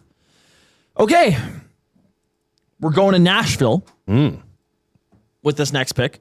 This guy's more of a puck-moving defenseman, which I don't know if this is necessarily exactly what the Oilers need, but there's this notion that the Oilers prefer puck-moving defensemen because they want the puck on the sticks of Connor McDavid and Leon Draisaitl. They want easy breakout passes. That's always what they've kind of prioritized. Guys that can move the puck well.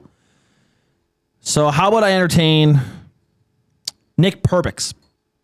He's in the final year of his deal, $2.75 million cap hit, similar to Zach Whitecloud. Just another solid right shot puck moving defenseman. He was acquired from Tampa and played a solid amount of time in Tampa. He was kind of around that same time of when Darren Radish was kind of coming up, and so they had Cernak, they had Perbix, they had Radish, they had they had a solid decor, and so I think Nick Perbix is a cheap option. Like he's not going to blow you away once again.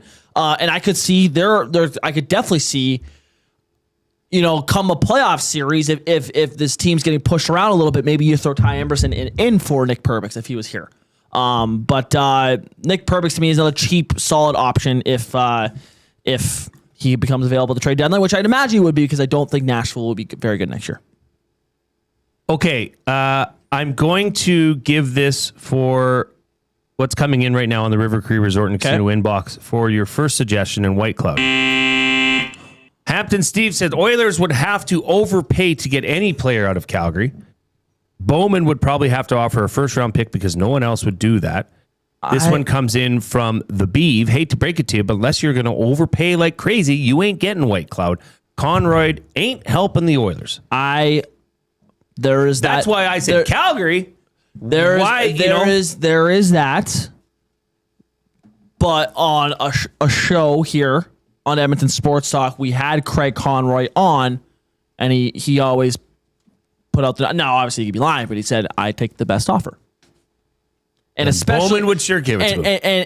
And that the thing is that like to me, I personally don't think Calgary cares because they're not in a position to win.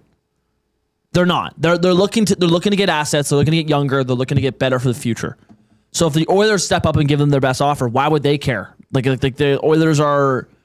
Zach Whitecloud will be off the books in 2 years. Calgary's not going to be in the playoffs in 2 years. Yeah, but Zach Whitecloud is also a steal of a deal at 2.75 with another year on his deal. Yes, it is. Like it's an intriguing. You're saying that they might be over. They might have too many right shot defensemen. Yes, they wouldn't. I personally think they should move him teams will pay for Zach Whitecloud. You should send the Flames an email. I have Craig Conroy's number. You should text him. I should text him. Okay. Number three. This guy was heavily talked about this offseason, coming here, and he's had an up and down career, but I think he's really kind of steadied out over in Philly. He was talked about in a Darnell Nurse type deal. We're going Rasmus Ristolainen. He currently makes $5.1 million. He's in the final year of his 5-year contract out in Philly. This is another shutdown, tough right shot defenseman. In Buffalo, he was highly sought after. He was this guy that they were trying to kind of develop into like a solid, number one defenseman who's like really hard on guys. And I don't know, I'm trying to think like a type of defenseman they were trying to mold him into. Like a Chris Tanev type, I guess, with a little bit more offensive upside. And it just didn't work. And he goes to Philly, and from my understanding, he's kind of like solidified himself as just a solid top 4 right shot defenseman, shutdown guy.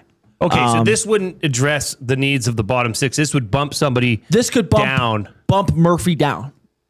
It could, or compete with him, or you could throw him in a third pair role, and he would be just fine. Maybe it bumps an Ekholm down. Ristolainen's a right shot, so I worry about how the D pairs would look. That's a concern for me. Oh, 100%. 100%. I looked at the teams here, and I'm going like, there's not a lot of guys that look like the Oilers are able to trade for that would replace Ekholm. There's not a lot of left shot defensemen that are like, oh, that makes sense for the Oilers to go make. So to spoil the rest of my list, a lot of this is minor moves. Right. This would be a big move. Yeah, this would be the biggest move on your list, I think. Probably, yes. Yeah. Yes. So he's a top pair defenseman for the Philadelphia Flyers. Yep. Now you said this is the last year. Last year of his deal at 5.1. So yeah.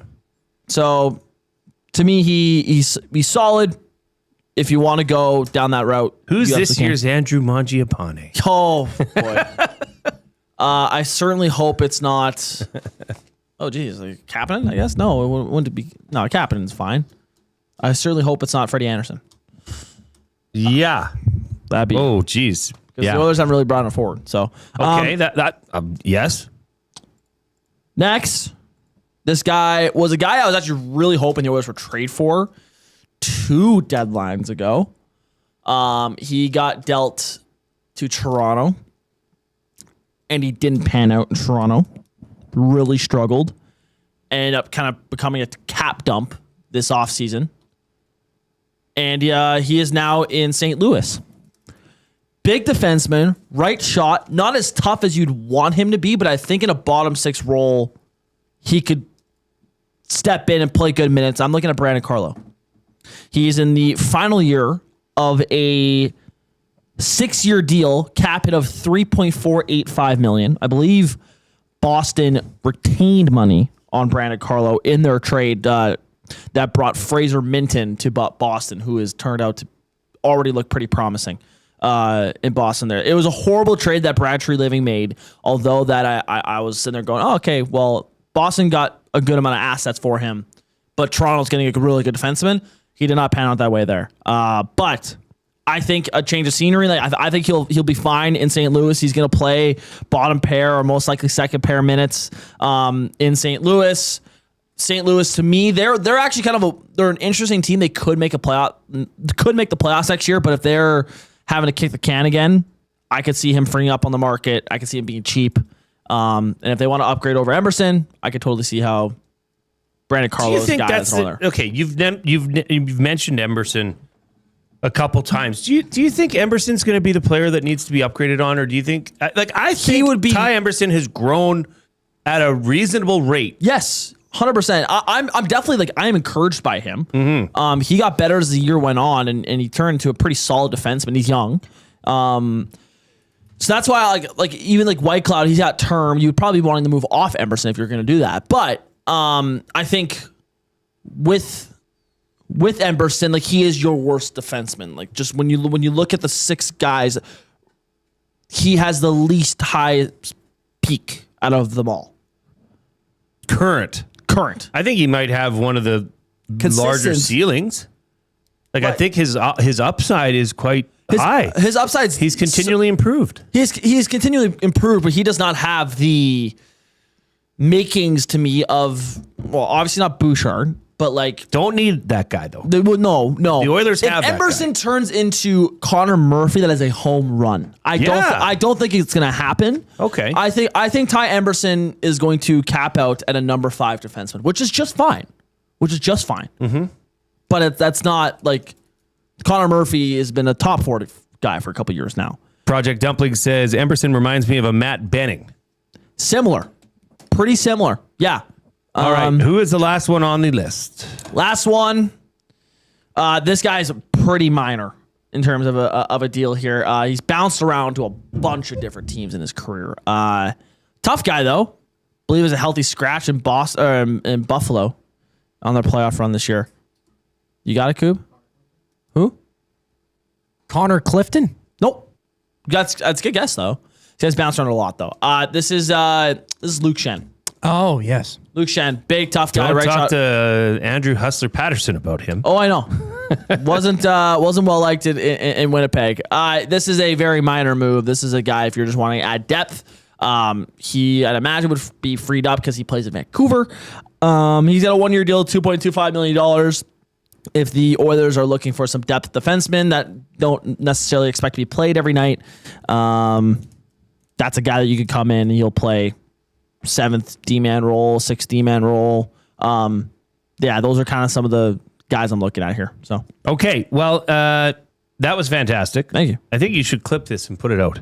Yeah, I think so. Okay. If the way you do things, it would be magical. It would be beautiful, and it would drive Oilers fans bonkers because they wouldn't have a microphone to say. Yeah.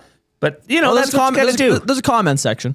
You know what we got to do? We got to get out because we've got a friend of EST, Super Dad, a person I would consider a good friend of mine, Whale of the Wolf bassist, Lucas Holt is going to join us here on the Reid Wilkins Show right after this break.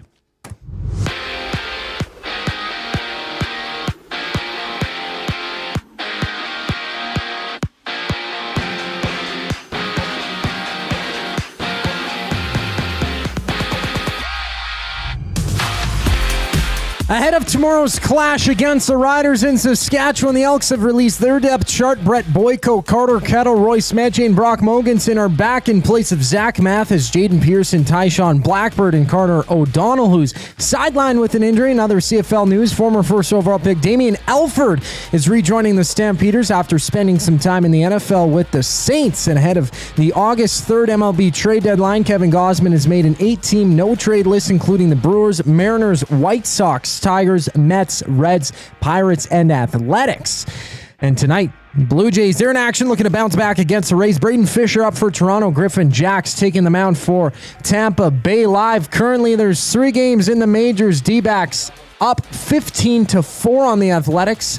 And 2 games top of the first. Dodgers, Phillies battling while the Twins are in action against the Guardians. Both of those games are runless. Here in Edmonton, the Riverhawks close their series against the Northpaws. Tune into the full game on any of EST's audio streams. First pitch just after 7 o'clock. On the other side of the break, Lucas Holt joins us here on The Reid Wilkins Show. I'm Zachary Kubish, keeping you up to date. The EST Hangout. You got 5 games on the Tuesday. Oh, okay. Oilers. I love that back-to-back. I love that. Ready for this. I think it'll be good.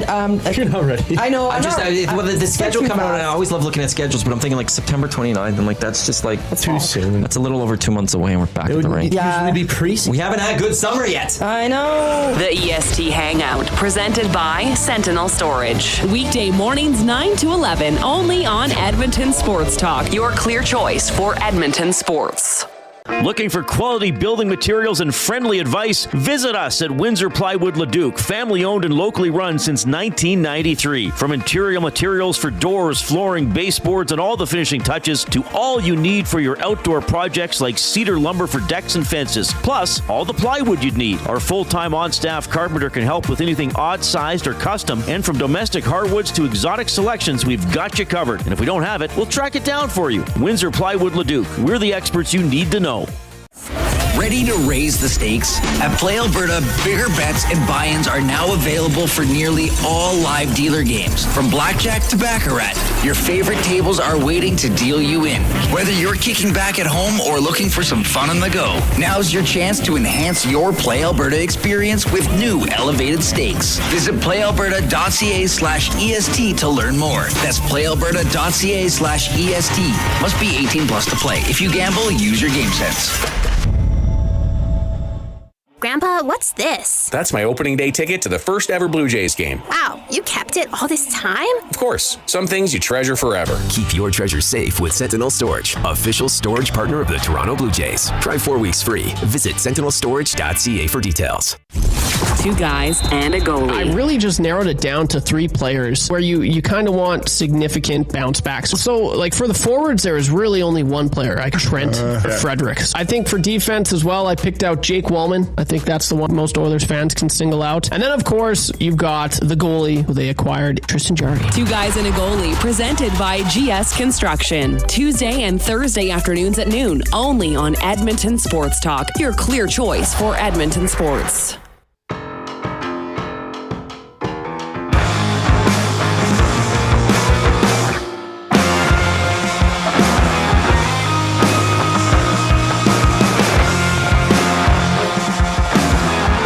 We are back with the Reid Wilkins Show. A reminder that the Elks are in Regina taking on the Saskatchewan Roughriders tomorrow. Game time's at 7 p.m., which means you will have the Commonwealth Stadium Rec Center Green and Gold kickoff show with Maddie and Milne right here starting at 6 o'clock. We'll take you right up to game time. Then right after the game, we'll come on with the post-game show and get your reaction. That's all happening right here on Edmonton Sports Talk, your clear choice for Edmonton sports. And with that, I'm pleased to introduce our next guest. This is a friend of Edmonton Sports Talk, Dad of the Year candidate at all times, and a friend of mine. He's also the bass player for Whale and the Wolf, Saskatchewan Roughriders insider, Lucas Holt, joining us. How are you doing, Lucas? Hey, I'm not doing too bad. Can you hear me? All right. We're loud and clear. Yeah. Sweet. Yeah, I wouldn't know about insider, but fan for sure. Now, I'm just going to, I hope this is okay, but I'm not sure that everybody would know. Now, looking at you, you'd say, oh, okay, I get it. Makes sense. But there's a lot of people that also listen on our audio stream. Lucas is the brother of Lieutenant Eric from the morning show. Is that a fact? That is a fact. There's some similarities to us for sure, yeah. There's just a few, but you never know. People, if you didn't know, now you know. Lucas, thanks for joining us here on the show. Thanks for having me. Thanks for hopping on with us, Lucas. We have a off-topic topic with every Reid Wilkins show. And so today's off-topic topic, it's kind of parlaying off of the one we had yesterday where we had people recommend movies that I haven't seen that were before my birth of 2003. Right. Today's off-topic topic is... perfect for him. This is the perfect tee-up for you. Bands pre-2003. Who do I need to listen to culture myself? I feel like Katie Lang is coming out. Yes. Yeah. Katie Lang would be one for sure. Sure. Like, why not? Keeping on that same vein, like, of the Canadiana, a little history lesson with your music, Stompin' Tom Connors would be a heck of a one for you to check out. Okay. Man, there's lots of good stuff. Pre-2003, hey? Well, how about the shirt you're wearing? Faith No More. Oh, yeah. Faith No More, yeah. This 1992's Angel Dust was a transitional album for the whole genre. So that'd be a fantastic one for you to get into. I don't know what your musical tastes are. I imagine being born in 2003, they're probably pretty terrible, right? Like, mainly a hip hop rap guy, but I appreciate R&B, rock stuff like here and there, like country. So on the hip hop side of things, I'm sure you obviously know who Dr. Dre is, but I'm not too sure. Chronic 2001 is probably one of the best albums rap has ever produced. So that'd be a good one for you too. Okay. SNFU would be another really, really good one. They're a local group. Brody or the North Shore would be a hell of a group to get into if you really know, want you know. If you know, you know. Well, Lucas, thanks again for taking some time to join us. Yeah. We're going to get into Whale and the Wolf, and you guys got some pretty cool gigs coming up. So I want to talk to you about that later on in the interview, because I want our nasties to know what you guys are going have going on this weekend. But you know, we know this about you and your brother, is that you guys are originally from Saskatchewan. You're Rough Riders people. I mean, and I would say probably two of the most in tune CFL fans that I would know. So I wanted to have you on to talk about this game and set it up. First question to you, Lucas, is, you know, even after the Elks went to 5-1 last week, Maddie and I were doing the post-game show, and you still see the, yeah, but are they that good? Yeah, but are they really five? Look who they've beat. They've beat, you know, this team twice. And you know, I said after the game, man, that was a defensive battle that the Elks won. Like, that's pretty promising. But what do you think the outside view is of this Edmonton Elks team, that they're 5-1? Are they for real? I think they're a dangerous team. I never really liked the argument of, well, they won. That's all that matters. You could argue last year with the Saskatchewan Roughriders, like, you know, they won a game against Hamilton against Toronto on a last second kick return. You know, right. They were dead to rights. Hamilton, they were dead to rights almost twice in like I think it was a fumble or something like that, and they ended up winning the game that right. So it doesn't matter. It doesn't matter how you get there. You're winning the games. You get to the playoffs. You win the right ones. Who cares how you do it? So, but in that same vein, like I do think they're for real. Like they got a great defense. I believe they've had eight interceptions in the last 2 games. Justin Rankin is on pace for 100 rushing yards, 100 passing yards, receiving yards. Sorry, and if Cody Fajardo can stay healthy, like he can do enough for you to win games, and that's all that matters. I don't care how you do it. I don't care who you beat. Just win. Just win, baby. The Saskatchewan pass defense is number 1 in the CFL. Like they, much like the Elks, have a really solid secondary. Where it slips off for them is in their rushing game, which is ranked 6th in the CFL currently. Is that what you see as the biggest challenge going into tomorrow games? If we're strictly talking about the Elks offense versus Saskatchewan defense, is it the Justin Rankin factor? Yeah, and you know, they've always, like in the last couple of years, it always seems like they've kind of had the Riders number. Even with like Leak, I think put up like 200 yards or something one game against them, either last year or the year before. So like, there's always been that. Like the way that they kind of play is you know, a good pass rush will help them with the turnovers, and then good secondary play will help with the pass rush. But when you got a guy like that, and they've lost a lot of guys on the defensive line, like it's a brand new defensive line this year. 6 games in, they are starting to kind of put it together. Last week, or not last week, they were on bye, but the week prior, they were starting to see, you know, more pressures, albeit it was a Jake Dolegala-led offense. But, you know, things are starting to come together for them. I don't know if it's the right time yet for them to be stopping a guy like Justin Rankin, but hey, I don't have any faith in a Mike Benavides defense, and they're able to stop him twice. So, you know, anything's possible. Lucas, I'm curious with, obviously, you know, I look at you as quarterback in Trevor Harris. His numbers aren't mind-boggling necessarily, a little over 1,600 yards and 123 completions. But he's 40 years old. Obviously, you know, I'm curious to see what's out in Saskatchewan. What's the confidence in this 40-year-old quarterback to bring back another Grey Cup? I think it's high. The guy, you know, if you watch any interviews with him, like he constantly says he's been training for the last 10 years for this time of his career. The guy's a nut when it comes to health and all these different weird things that'll be able to propel yourself into these later stages in your career. So as long as, you know, the O-line can stay healthy and can keep him upright, the guy gets the ball out quick. And I've always before he was a rider quarterback, I hated playing against him because even if you had a great pass rush, it never had time to amount to anything because the ball would be out of his hands. And he's got receivers here too, like there's Schaefer Baker, there's Emlis, there's Keyshawn Johnson. So you got guys, even if they're going to double team one of those, there's other guys that are open that he can get the ball to quick. So, and they have AJ Ouellette back here, which is another blocker for him. Which that's what they really loved about AJ Ouellette. His numbers aren't always the best. You watch his games, like it's 2-3 yards here and there, but what he does well is he blocks well. And so if that extra blocker can keep Harris upright and keep him healthy, hey, why not?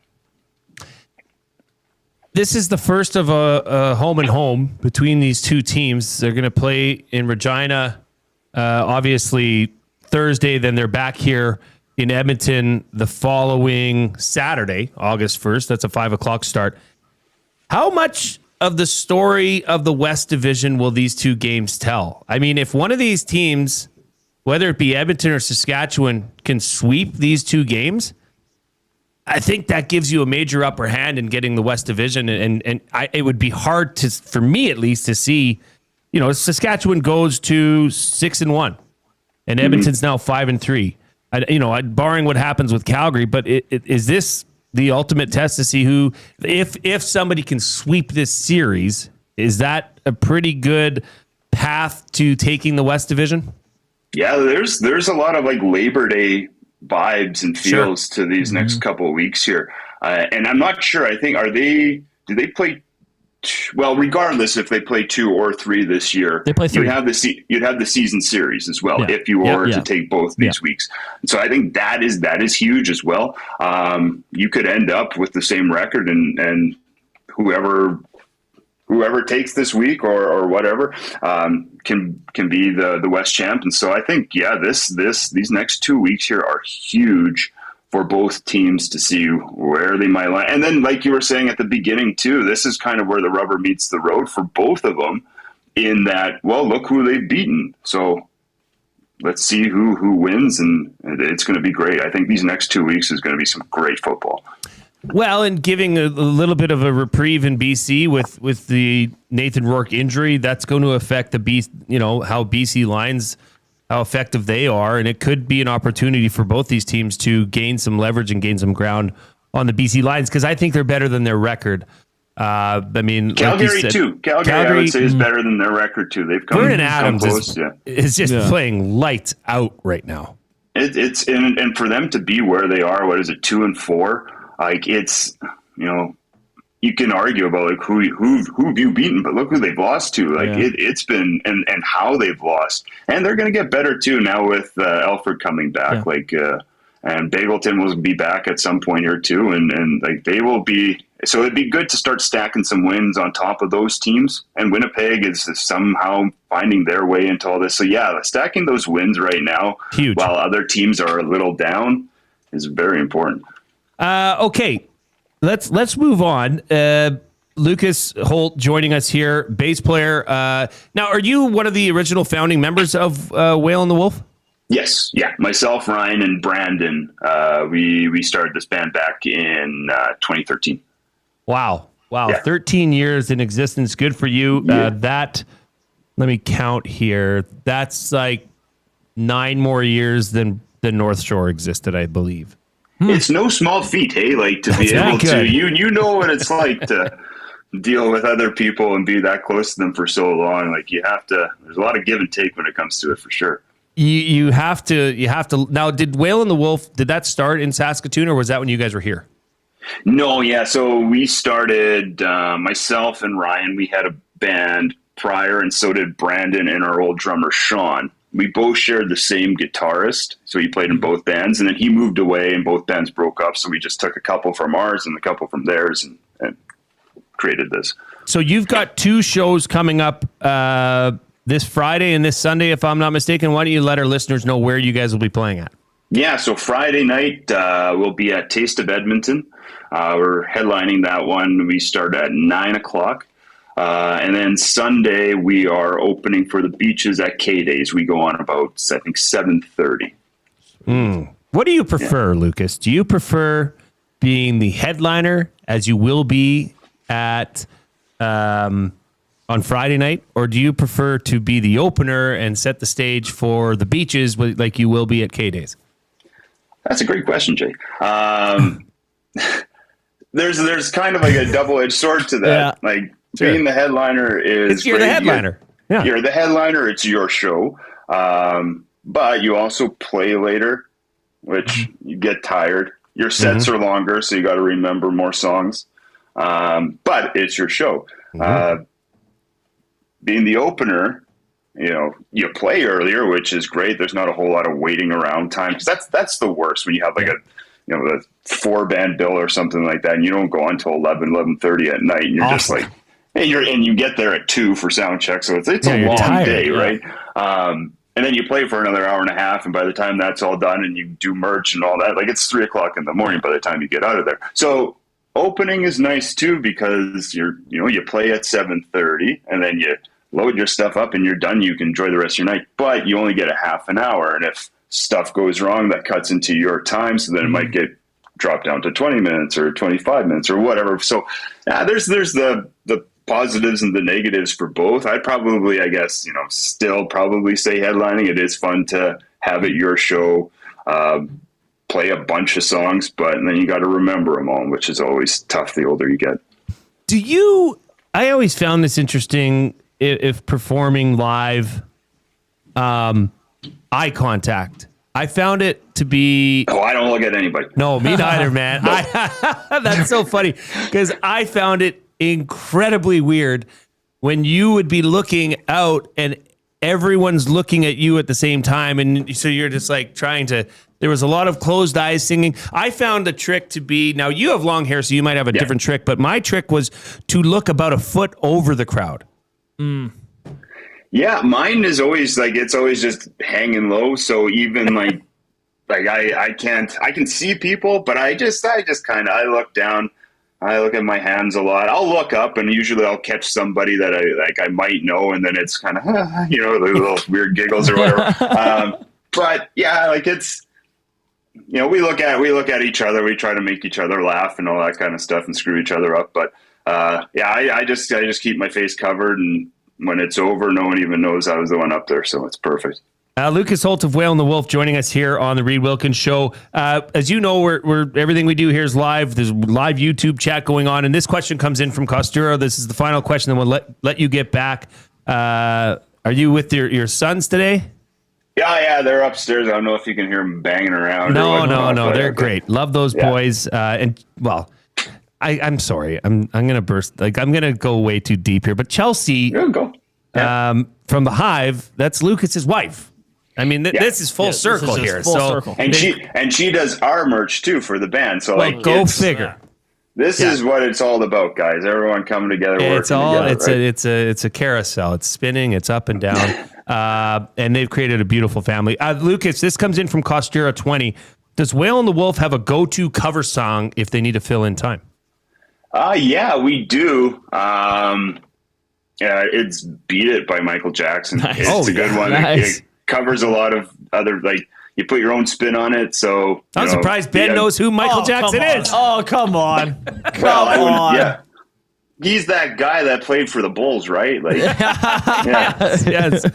Oh man, yeah, Lucas. That's our go-to. That's our go-to for sure. All right, I like it. Maybe you can catch that at the Taste of Edmonton. Whale and the Wolf will be there Friday, July 24th at the Taste of Edmonton, Sunday, July 26th at K-Days opening for the Beaches. If you are a fan of local music or you just want to support, and I've been to several Whale and the Wolf shows, it is a vibe. It is awesome. Check them out if you haven't. It's live music at its best. Lucas, thank you for joining us on the show. Thanks for having me, guys. Thanks, Lucas. All right, that was Lucas Holtz, bass player for the Whale and the Wolf, joining us courtesy of the Oil Country Towing Video Hotline, Edmonton's most trusted 24/7 roadside rescue team. Fast, safe, and reliable for over 15 years. Whether it's a game day or a snowstorm, we work as hard as your favorite team to get you going. Call 780-986-6088 for all your towing needs. All right, we've got to get out. It's 5 o'clock. We've got the final hour of the Reid Wilkins Show. We're going to dive into this Elks depth chart. We're going to hear from Royce Metchie. We're going to hear from defensive coordinator J.C. Sherritt. But first, we got to hear from our partners and the Cube. Kickoff is coming. Are you in? August 1st, Elks Rough Riders at Play Alberta Field at Commonwealth Stadium. The prehistoric party is back and bigger than ever. Presented by Pure Later Tackle Hunger. Experience family-friendly dinosaur-themed fun all game long, all in support of local food banks. Every catch, every tackle, every touchdown. The best way to experience it is being there when it happens. Edmonton Elks, our city, our year. Get your tickets now at goelks.com/tickets. Ready to raise the stakes? At Play Alberta, bigger bets and buy-ins are now available for nearly all live dealer games. From blackjack to baccarat, your favorite tables are waiting to deal you in. Whether you're kicking back at home or looking for some fun on the go, now's your chance to enhance your Play Alberta experience with new elevated stakes. Visit playalberta.ca/EST to learn more. That's playalberta.ca/EST. Must be 18 plus to play. If you gamble, use your game sense.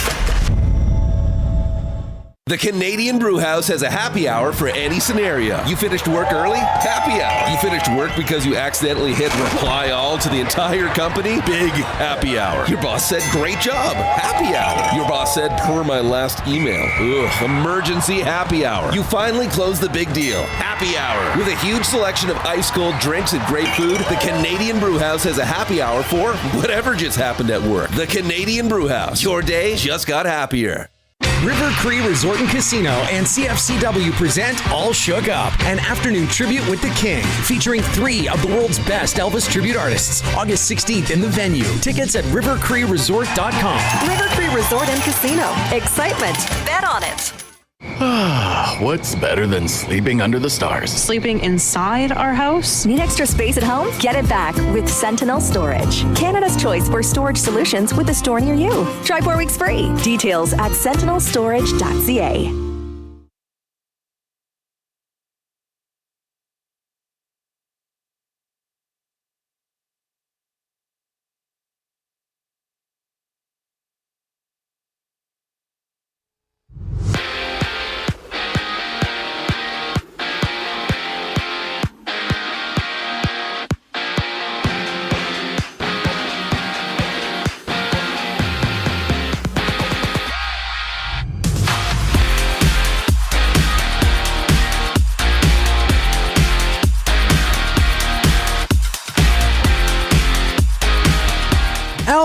Elks depth chart for tomorrow against the Riders in Saskatchewan. Brett Boyko, Carter Kettle, Royce Metchie, and Brock Mogensen are back in place of Zach Mathis, Jaden Pearson, Tyshawn Blackburn, and Carter O'Donnell.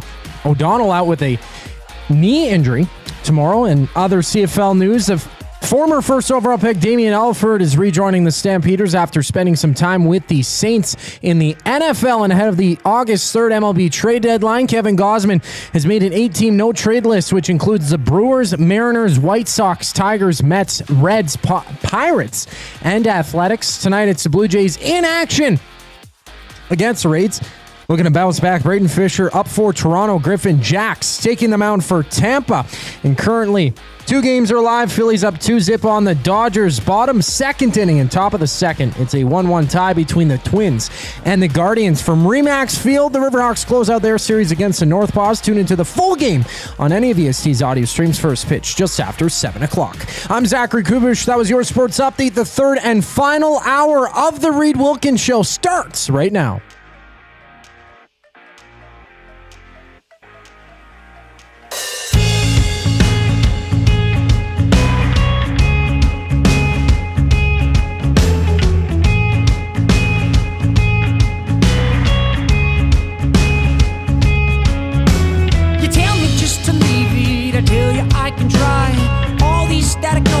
They leave me high and dry. Welcome back to the third hour of the Reid Wilkins Show here with guest host Ben Thomson, Jason Milne in the bathroom right now, I think, and Zachary Kubish on the ones and twos. You can text us 780-218-9999. Get into the River Cree Resort and Casino inbox. We're in the Canadian Brewhouse studio. We just had Lucas Holt on to talk on everything Riders and obviously his concerts coming up. Wail this and the week. Wolf. Wail and the Wolf. And That's a band you got to listen to. It is a band I got to listen to, and so I'll have a ton of fun looking at their discography. They have some of the stuff on the board there, right? I've used that on some of the returns. Yeah, we got all the tunes. That's one of the bands that have allowed us to use their music in returns, and we do that very frequently. So I mean, I'm sure like when we're off and the commercials aren't running, sometimes you can hear Wail and the Wolf. Yeah. So great band to add to the playlist for sure. All right, let's get back at her with some Edmonton Elks. We'll check in with Royce Metchie and defensive coordinator J.C. Sherritt. This segment is brought to you by the Edmonton Elks. It doesn't start on game day. It starts before kickoff. Get your single game tickets today and be there for every hit, catch, and touchdown. Lock in your seats now at goelks.com/tickets. All right, Royce Metchie is back in the lineup. He is listed on the depth chart as a backup to Chalon Garnes at the free safety position. Look, he hasn't played in 10 months. Well, since last September, he ruptured his Achilles, but this is a 3-time Grey Cup champ. I've been down at several practices, plenty of practices, and I've seen Royce Metchie just rehabbing on the sidelines all practice. Like he wasn't one to just, he would be out there with the guys. He'd be out there with the atmosphere and the vibes. This is what Royce Metchie said when I asked him what it means to be back in the lineup. It means everything. Honestly, it's like throughout recovery process, and everyone kind of knows it. It's kind of the hardest battle is usually like the mental battle of kind of, staying committed to the process and understanding like there's going to be, there is light at the end of the tunnel. Eventually you keep at it, you stick to the program, you're going to get to where you're going to go. So it's just a really good feeling to be able to know that, like that long journey that I kind of faced every day for the past 300 and something days. It's finally kind of come to an end now, and it's like, okay, now I can kind of get back out there and help the team out some more, It's just a fantastic for that team who, let's face it, I mean, injuries are part of football, right? You look at what's happened at the middle linebacker position with Nick Anderson, Brock Mogensen, and Daryl Jabome has stepped up for the last 3 games as middle linebacker. I see Brock Mogensen is listed as a backup to Daryl Jabome, which is a positive sign. But it just reiterates that you always need depth. Yes. In football especially. Well, it helps in any sport. Yeah. Truthfully.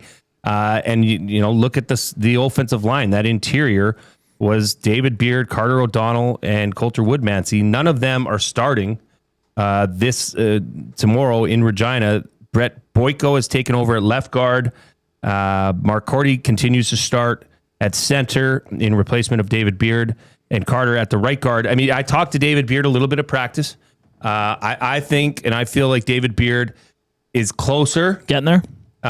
He'll probably be one of the first of those to come back. 3. Carter O'Donnell, I think, is nicked, but he's just, as Mark Killam said yesterday on the Mark Killam show, he's athletic. He's athletic. He's a guy, when he's nicked up, it takes away from his athleticism, and you want to make sure that he's fully healthy. Yeah, fully healthy. Carter O'Donnell is a nasty individual to play against. Yeah. And because of the depth, because Brett Boyko coming back from that hand injury, the Elks are afforded the opportunity to maybe let him rest a little bit longer.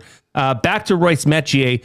I talked to him because Noah Curtis, who's on the D-line for this Elks team, he left last season, or at the start of last season, I believe it was Elks Fan Day, he tore his knee and missed the entire season. He got back on the field this year.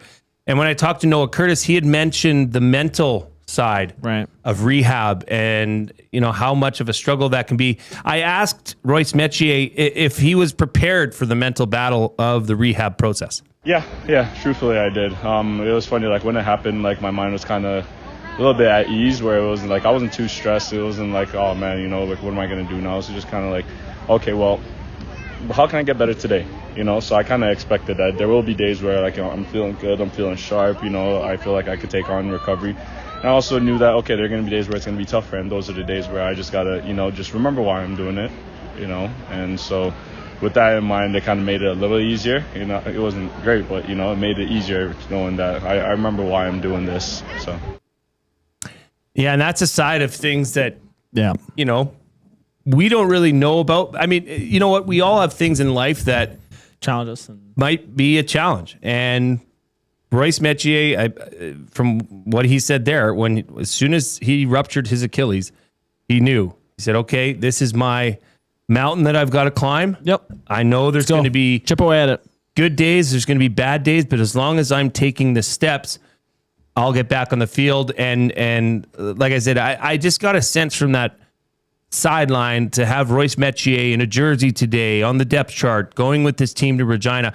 I asked him about his role. I didn't clip it, but he had said that he's a backup in this right now, but he's also there as a mentor. Yeah. To guys. I mean, this guy's he's been playing since 2018. He's been around the CFL. Like I said, 3-time Grey Cup champ. Those are guys you want on your corner, and especially with your special teams units, which he'll be a big part of, running down there downfield on kickoff return, punt coverage. That's a great addition to this roster, in week 8 of the CFL season. I did ask Royce Metchie as well, just what it's been like watching. I mean, because this team right now is leading the CFL in the turnover ratio with plus 11. I mean, they are way ahead of second place. And a lot of that is because of this ball hawking secondary. I asked Royce Metchie what it was like to have been on the sideline watching these guys for the past few games. Absolutely. It's honestly, it's really exciting. What's that word? Electrifying to watch them. And the reason I say that is because what we've shown on game days is only a fraction of what, I know we're capable of. Sure. I see these guys, I've seen them from the end of the season last year all the way through, these first couple of games. And it's it's amazing because the league has yet to see them play a full, complete game. You know what I mean? And so it's I know how well these guys can play, and I think anyone around that would be excited to be a part of it, And so, yeah. Kind of scary to think that there's much more for this defensive secondary, Benny. Yeah. Yeah. I mean, do they really need more? It sounds like there is more in the tank. Yep. And, they had 4 interceptions last game, which, I mean, that's just incredible. And they continue. I've felt that, when a defense starts to come together like this and they start to feel this momentum and this swagger, it really compounds. So I guess I'll ask you this. From playing football, is there more of a unified, brotherhood or I guess group for the defense compared to the offense? Because when I look at offense, you hear about a lot in the NFL about how wide receivers get ticked off when they don't get thrown the ball because they're the only positions really in football that aren't used on every play. You don't have obviously you're running your routes, and so maybe sometimes that can cause a divide versus defense is everyone's mission is to stop the offense. Is there do you believe there's more of a unified group there? I in different ways. Yeah. Right? Defensively, and what you see with this Elks defense for sure is that they communicate without communicating. Right. You know what I mean? And when on the defensive side of the ball, everything's reactionary. Yeah. Whereas on the offensive side of the ball, it's execution. It's got to be, okay, you have this guy, you've got this block, then you got to slip to that. On defense, it's pure reaction. Right. And when one of your defensive backs or your linebacker or your defensive line reacts to a play, you need to then read that and react yourself and react accordingly to serve the better purposes of the defense. So yes, the communication key on defense is vital. And that's why I've said all along, Benny, I really feel strongly that this defense can be a special defense. They're proving to be thus far. I mean, it's a third of the way through the CFL season, but from what we've all seen of this Elks defense, it's been tremendous. And that communication part is a huge, huge factor. And that comes with continuity. I mean, we've talked about that a lot. The only new starter to this Elks defense in week 1 was Malik Carney. I mean, that's it's one of the top rushers in the CFL. So when you're adding someone like that, who's been around, who knows how a good defense functions, you can add a player like that and you're not going to skip a beat. But the rest of the players have built that communication, have built that trust over time, and you're seeing the benefits of it now. I also did catch up with defensive coordinator J.C. Sherritt. I specifically asked him about the defensive backs because we've seen it in prior games where, Elks defensive backs, I'll single out a guy like J.J. Ross, who's so reactionary that he's got there early. He's been so aggressive that, yeah, sometimes a flag will come out. I thought I'd ask JC Sherritt what his thoughts were on that. Absolutely. I think you can look. JJ's the best example. He's had probably 3 this year, which if you put it in slow motion, it's a penalty. Sure. But we want them aggressive, and we tell him just keep playing ball. Don't let that bug you. The one that we were upset with when we played BC, he panicked a little bit instead of getting in phase with the wide receiver. That's what we want to coach. But yeah, we're not trying to slow him down. Yeah, and the play he was referencing in BC was in Kelowna. Keon Hatcher, the ball was nowhere near Keon Hatcher. Mm-hmm. If JJ Ross just settles, and this comes with experience, if he just settles down and says, no, I got my guy, he was in great coverage, but he panicked and grabbed and held up Keon Hatcher, and they threw a penalty, right? That's something where it's like, JJ, at least from what I'm hearing from JC Sherritt, trust where you are, trust your positioning, trust your athleticism, and just let the chips fall where they were, because he was in great coverage position. He just panicked a bit. I also asked JC Sherritt, this is a double-edged sword with the Saskatchewan Roughriders. They can beat you in the air. They can beat you on the ground. I asked him, what's the game plan heading into tomorrow night's field at Mosaic Stadium? Yeah, I think first, if you don't stop the run, you're not going to win the game. So we're very cognizant of how their offense, it runs through that. And it sets up their play-action pass, but I think we've done a good job throughout the week of repping those looks and getting our guys in that situation. But we know if we don't win the physical battle and stop the run, we're going to be in bad shape. Well, lay it out there for you. Yeah, I mean, stop the run. Yep. They've got a brilliant running back in AJ Ouellette, who is he's a hard-hitting, punishing running back, which if he gets going, it's very tough to stop that momentum. So, yeah, priority is to have Trevor Harris, who we talked about, beat you with his arm, and beat you with his arm going up against the number 1 secondary in the CFL. Right. Well, it's up there for debate with them in Saskatchewan, which, I mean, this is going to be a great game. It's going to be a great barometer for both teams, really, and I think this will go a long way into saying who's going to be the champion of the West Division. All right, that was, this segment was brought to you by the Edmonton Elks. As mentioned, go to www.elks.com/tickets for your tickets. Next home game is next Saturday, Saturday, August 1st, as they will be hosting the Saskatchewan Roughriders in what is sure to be an exciting rematch. All right, we've got to get out. We've got Wagon Wednesday with our good friend Greg Bucky Buchanan alongside Dash for the Cash Rangeland Derby winner from the Calgary Stampede, Jamie Laboucaine. He will be joining us right here on the Reid Wilkins Show on Edmonton Sports Talk. Your clear choice for Edmonton sports.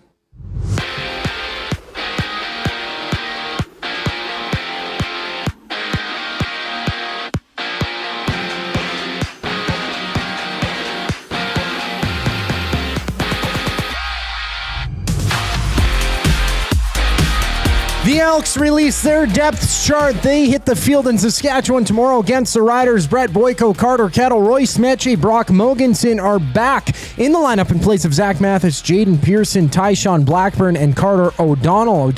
Sidelined with a knee injury. And other CFL news, former first overall pick Damien Elford is rejoining the Stampeders after spending some time in the NFL with the Saints. And ahead of the August 3rd MLB trade deadline, Kevin Gausman has made an 8-team no-trade list, including the Brewers, Mariners, White Sox, Tigers, Mets, Reds, Pirates, and Athletics. Tonight, it's the Blue Jays in action, looking to bounce back against the Rays. Braden Fisher starts for Toronto. Griffin Jacks up for Tampa. And currently, there's a handful of games live. Top of the third, Phillies up 2-1 on the Dodgers. Bottom second, the Twins down to the Guardians by 2 runs. The Jays are live currently against the Rays. That game is runless, bottom first inning. At home, it's the Riverhawks closing out their series against the Northpaws. Tune into the full game on any of ESC's audio streams with first pitch just after 5 o'clock. This sports update is brought to you by Windsor Plywood Leduc, locally owned and operated, serving Leduc and surrounding areas since '93. They have doors, flooring, baseboards, and of course, they have plywood. Go see the knowledgeable staff today at Windsor Plywood Leduc. Wagon Wednesday up next here on the Reid Wilkins Show. I'm Zach Zachary Kubish keeping you up to date. The Oil Stream. The Edmonton Oilers home and opener has been announced. It'll be the 29th of September. And then they will also play in Vancouver because Vancouver's home opener was announced, and it will be the Oilers on the 1st of October. So it is a Vancouver-Edmonton home and home. The Oilers getting what should be nowhere close to a playoff team. The Oil Stream presented by Boston Pizza. Monday, Wednesday, and Friday afternoons at noon. Only on Edmonton Sports Talk. Your clear choice for Edmonton sports. Time for a new career in 2026? Or maybe your kid is still pondering their path. Good news! Weiss Johnson is hiring. Hi, it's Dennis, and not only are we hiring for heating and air conditioning, we're also looking for experienced plumbers and gas fitters. With the growth in residential development, there's no shortage of opportunities at Weiss Johnson. Choose your path with us. Learn from one of the industry leaders, and we will grow together. Receive great benefits and school reimbursement as well. Visit weiss-johnson.com today.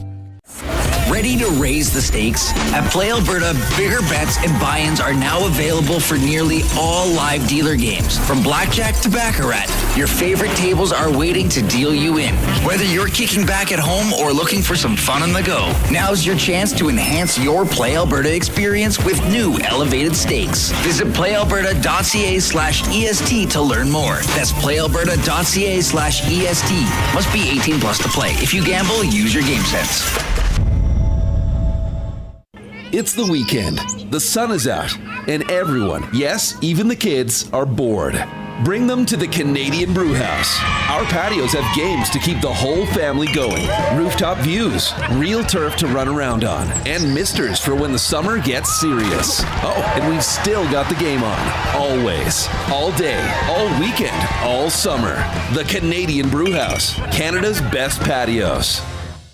Looking for quality building materials and friendly advice? Visit us at Windsor Plywood Leduc, family owned and locally run since 1993. From interior materials for doors, flooring, baseboards, and all the finishing touches to all you need for your outdoor projects like cedar lumber for decks and fences. Plus, all the plywood you'd need. Our full-time on-staff carpenter can help with anything odd-sized or custom. And from domestic hardwoods to exotic selections, we've got you covered. And if we don't have it, we'll track it down for you. Windsor Plywood Leduc. We're the experts you need to know.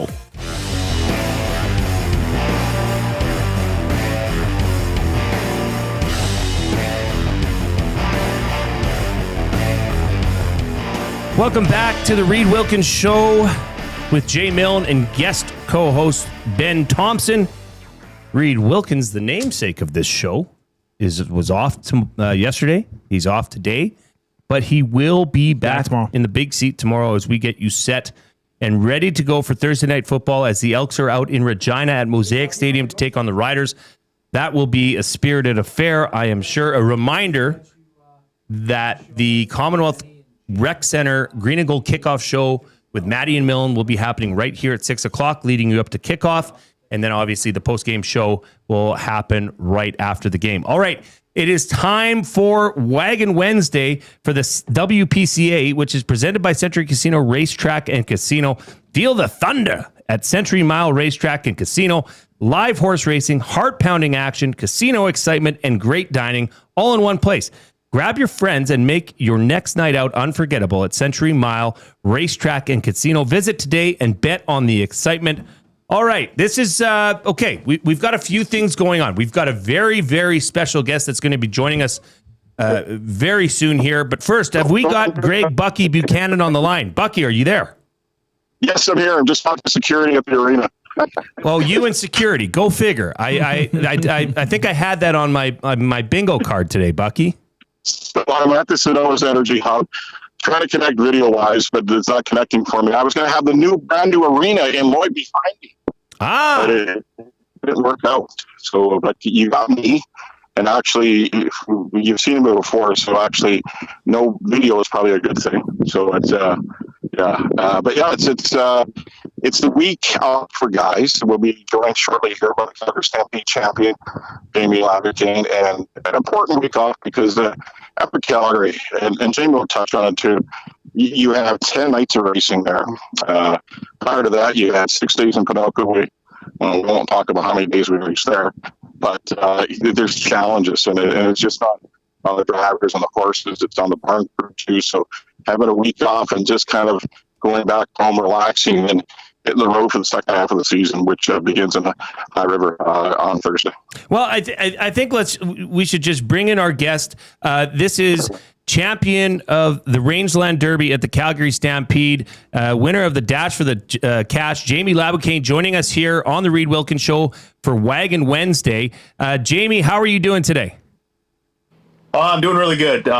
Just glad to be here and settled into High River. We just finished hooking an outfit and sent a few outrunning horses just about 5 minutes ago. So, Matt, we're lucky my wife's got a good memory. She reminded me to log into this. Well, thank you for joining us. You've got myself, you got Ben Thomson here, and of course, the one and only Greg Bucky Buchanan. Go ahead, Greg. Jamie, you've been down that road before with Chuck Wagons and the CPCA challenging for a Canadian championship. Your dad won 6 of them.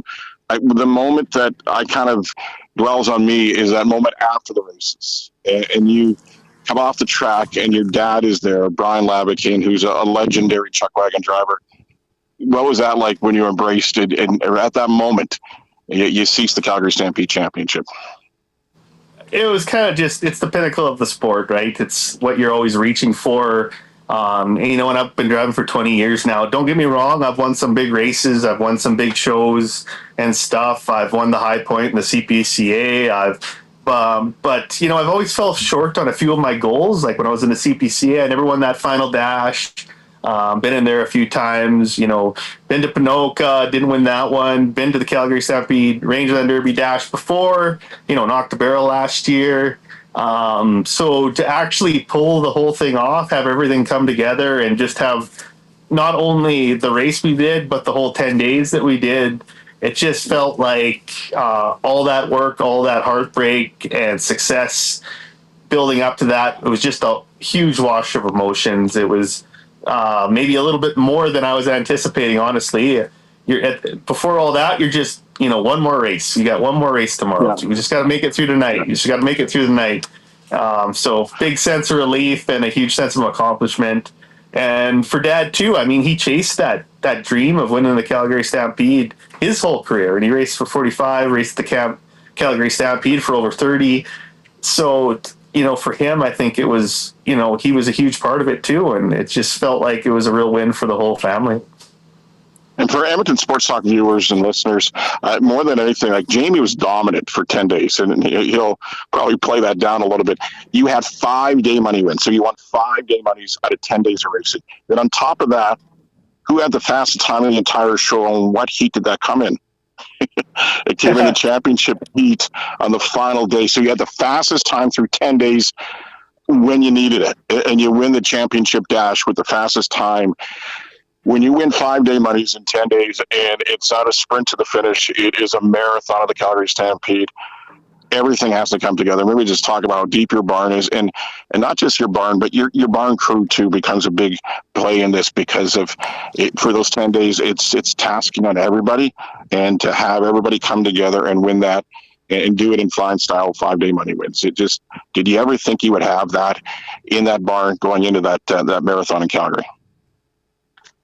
It's kind of crazy. Actually, the outfit that we won with on that dash day, we didn't have them together at the start of the season. They were the right-hand leader. I almost sold, actually, this spring. I thought he'd lost a step. I didn't know if he could have the run that we needed. And we ended up not selling him, and we moved a right wheeler up to left-hand lead in Bonnyville. And we had the wheel team behind him the whole time. But as soon as we stuck those two, that old right leader, that new left leader together in front of that good wheel team, it was just like, it just switched.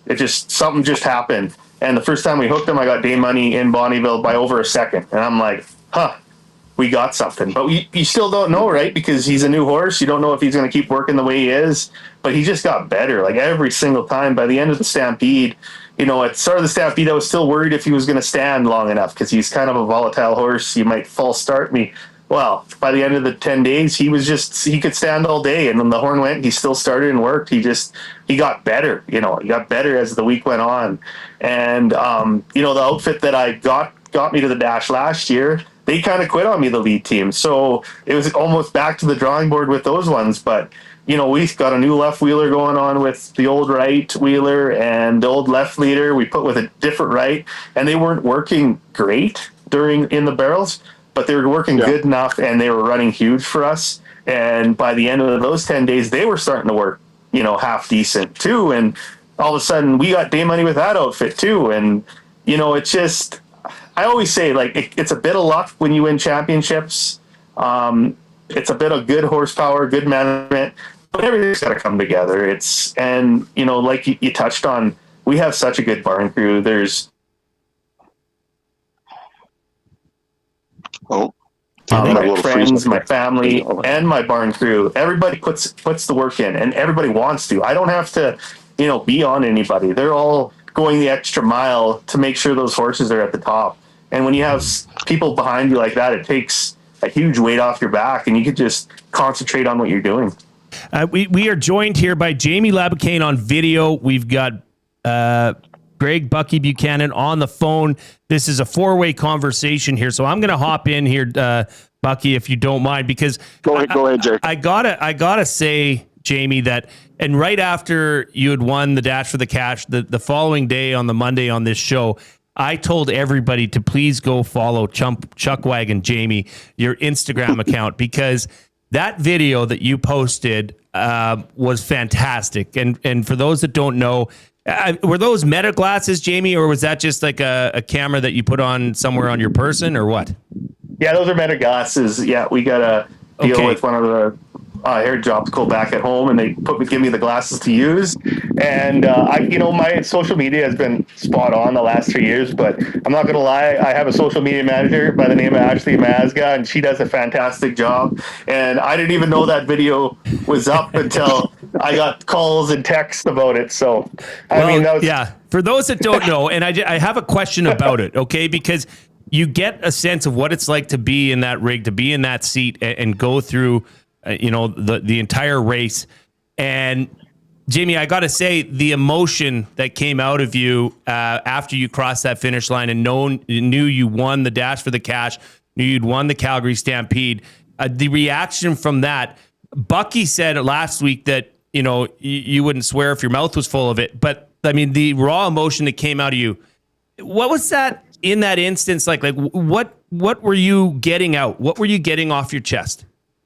I guess it was just 20 years of driving, 20 years of hard work, and maybe more than that, honestly. Maybe more like some of my dad's struggles and stuff growing up as well, too. We talked about this before. My sisters were emotional. My mom was emotional. My dad was, like, everybody. And I think it was because we were all so invested in it. We worked at it our whole life since I was a kid trying to do this exact dream. But on top of that, I think it's the fact that I was so locked into what I was doing. Like, I always look at my wife just as I'm pulling on the track and I go, let's go have some fun. Because at the end of the day, you're still in a sport, right? Yep. And if you're not out there having fun, what are you doing? But at the same time, if you watch that video, and I didn't even realize this happened until after I watched it myself, is how little I spoke to the horses. And I'm usually a very verbal driver. Like I really cue my horses. I yell down the home stretch, but they were so dialed in that outfit that I didn't have to do a lot. Like I came in, I parked, they didn't wiggle, the horn went, I dropped my hands, they started on their own. I turned them around the top, and then after that, as soon as I got down to the rail in front of Egan, I knew I had it won. We just had to hold our line. So it was just like going through my head, okay, stay tight to the rail, keep your line, getting around the third and fourth, stay tight to the rail. All right, pick your lane down the home stretch, don't veer out, don't do anything to mess this up, And then I look back, oh, my outrunners are there. They're waving me on. We're good to go. They're giving me the thumbs up.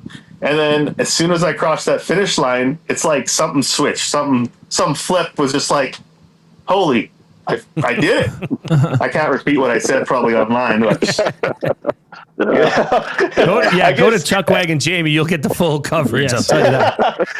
but actually, Jamie, almost looked like you're about to fall out of the wagon almost, because you were jumping up and down. And you could kind of see I get one little fist bump in the air. Come on now.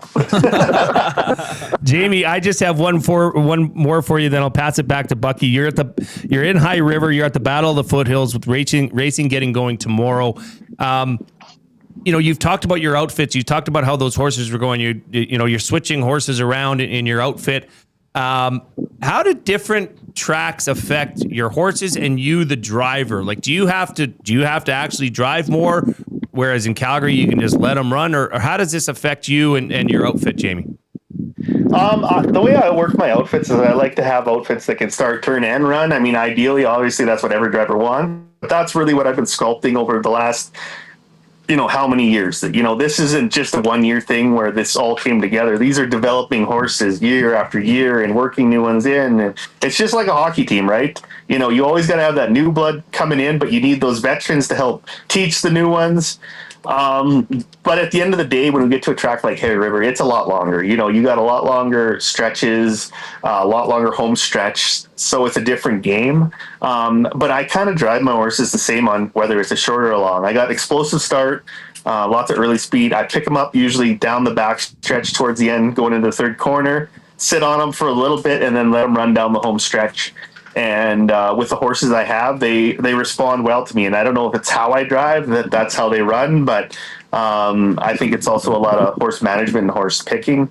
Coming into here, I don't know what to expect. I had to I'll have to move a new right-hand wheeler onto my 1-2 barrel, and I don't know how that's going to look right now.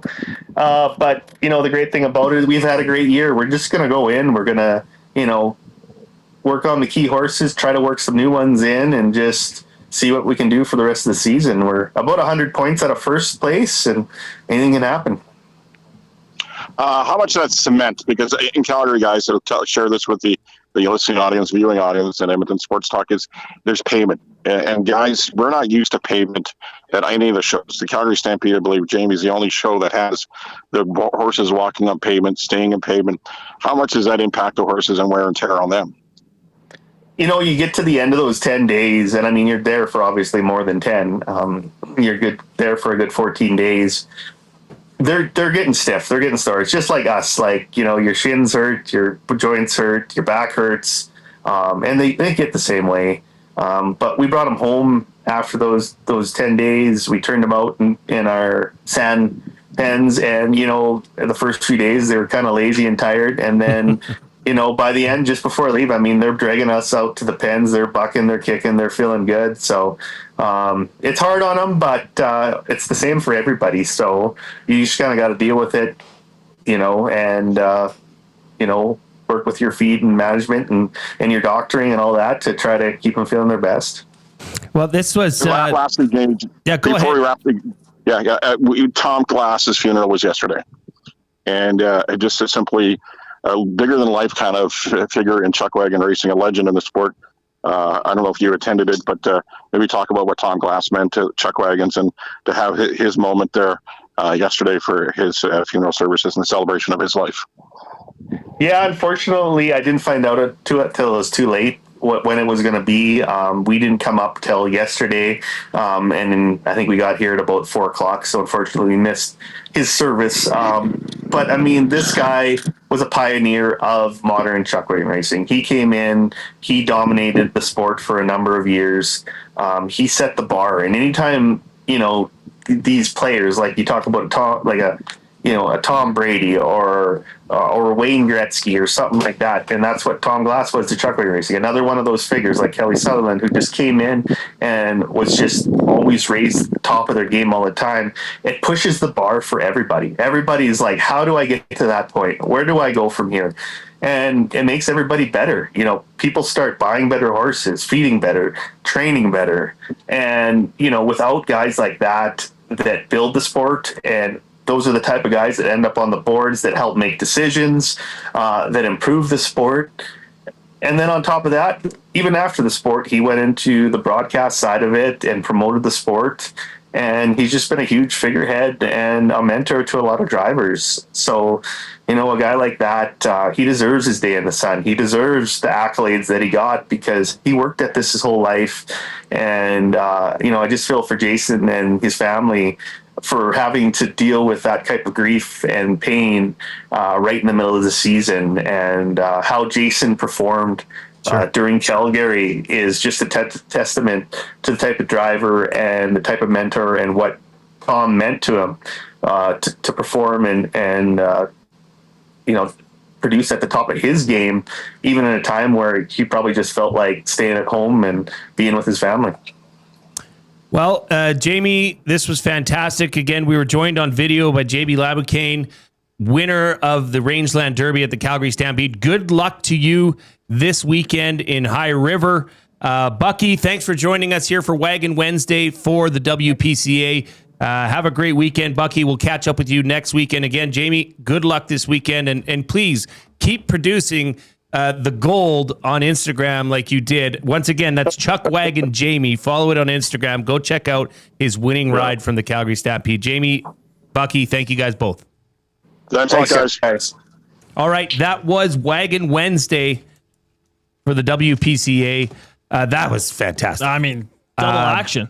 I was just woof woof. I think somebody in the chat said that was like when you put two phone lines together on top of each other. And people are talking, and Benny and I are wondering when are we in, when are we out. But yeah, I mean that is a test. The Calgary Stampede, 10 days of racing, as Bucky alluded to. Those horses are on cement all week, so it was nice they got their feet up. Jamie, the Laboucaine family has been around Chuck Wagons for generations, and you could see the emotion come out from him when he got that win. So congrats to Jamie Laboucaine. Thanks for joining us. Always nice to hear from Greg Bucky Buchanan. You know, Greg hired Reid out in Lloydminster. I heard about this. Yes. I heard about this. Yes. So whenever they get together, it's just a trip down memory lane. It was, it's always fun. And we'll get Bucky on video next week. Maybe he can. Well, he did go to a powwow, and I ran out of time. I would have loved to ask him about that because it looked like quite an experience. All right, we got to get out. We got the final segment of the Reid Wilkins Show coming up. A reminder that all of Edmonton Sports Talk is brought to you by Play Alberta. Go to playalberta.ca/EST for more details. That's playalberta.ca/EST. For more details, you must be 18 years of age or older to play, and always use your game sense. All right, the final segment, Words of the Day for Edmonton Public Library, coming up right after the break.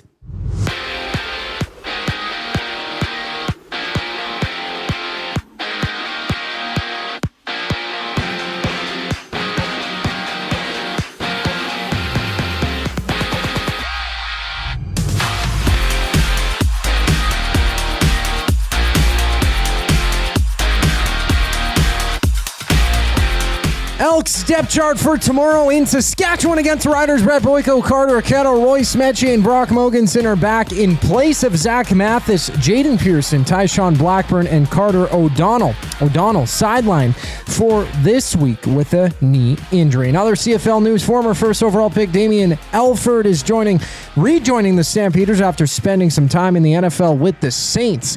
To baseball, the Rays and Jays are in Game 3 of their 4-game set. End of the second, it's 1-1 between Tampa and Toronto. And around the majors, the Pirates and Yankees are runless top of the third. Bottom third inning, the Twins and Guardians with a 3-3 tie, while bottom fourth inning, the Dodgers are down by 1 to the Phillies. At Remax Field, the Riverhawks close out their series against the Northpaws. Tune into the full game on any of EST's audio streams. First pitch just after 7 to soccer. Canada's men's national team has announced 2 matches. They'll play Chile September 26th before matching up with Peru October 3rd. This sports update is brought to you by the Edmonton Elks. The Elks are bringing Commonwealth Stadium 65 million years in the past for the prehistoric party presented by Pure Later Tackle Hunger. That game goes August 1st against the Riders. Get your tickets now at goelks.com/tickets. The final segment of the Reid Wilkins Show brings us back following the break here on Edmonton Sports Talk. I'm Zachary Kubish, keeping you up to date. EST Afternoons. Oh yeah, you gotta give it to the Macho Man. This too, you see him coming down the aisle with Miss Elizabeth. Oh yeah. All right. I've been to the highest mountains, been to the lowest valleys. And when I come in with the elbow. EST Afternoons, weekday afternoons 1 to 3, only on Edmonton Sports Talk. Your clear choice for Edmonton sports. At Firehouse Subs, our subs are freshly toasted, stacked high, and crafted to satisfy. Each sub is piled high with premium meats, melty cheese, and toasted to perfection. Firehouse Subs brings bold flavor to every bite, all served on a freshly toasted roll. But we're not just feeding Edmonton, we're fueling it. Dig into the brisket hat trick, piled with slow-smoked brisket and melty cheese. Or go to the Firehouse Subs fan favorite, the Hook and Ladder. Made to order with smoked turkey, honey ham, and Monterey Jack cheese on a perfectly toasted roll. With 15 Firehouse Sub locations across Edmonton and the greater area, it's easy to grab a hot and hearty sub close to home. Firehouse Subs. Hot, hearty, made to satisfy. River Cree Resort and Casino and CFCW present All Shook Up, an afternoon tribute with the King, featuring 3 of the world's best Elvis tribute artists. August 16th in the venue. Tickets at rivercreeresort.com. River Cree Resort and Casino. Excitement. Bet on it. Hi there. If you're like me, you like to picture yourself in luxury, even though there's absolutely no way you could afford it. And if you can, well, even better. Thankfully, I picture myself in something that is luxury, but still absolutely affordable, like the all-new Mazda CX-90 from Park Mazda. With the new luxury features like facial recognition settings and quilted detail Napa leather seating, I can pretend to be comfortable with all of my proper settings activated without even touching a button, thanks to Mitch Lewicki and the great staff at Park Mazda. I like to picture Mitch Lewicki as a ninja fighting off evil samurai. Park Mazda, your dealer for life in Sherwood Park off Y Road, parkmazda.ca.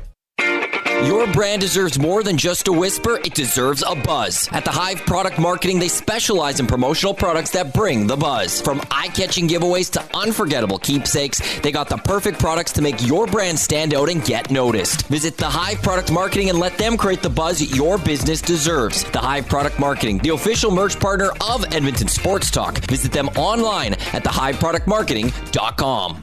Looking for a winning strategy for your retirement? Contact me, Joaquin Gage at K4 Financial, where expertise meets dedication. I will always look for a careful approach to your retirement, ensuring your financial future is secure. From tailored strategies to clear, actionable advice, I'm here to guide you every step of the way. Don't leave your future to chance. Get in touch with me, Joaquin Gage, today at k4financial.ca or email joaquin.gage@k4financial.ca to start planning for a brighter future and a more secure retirement.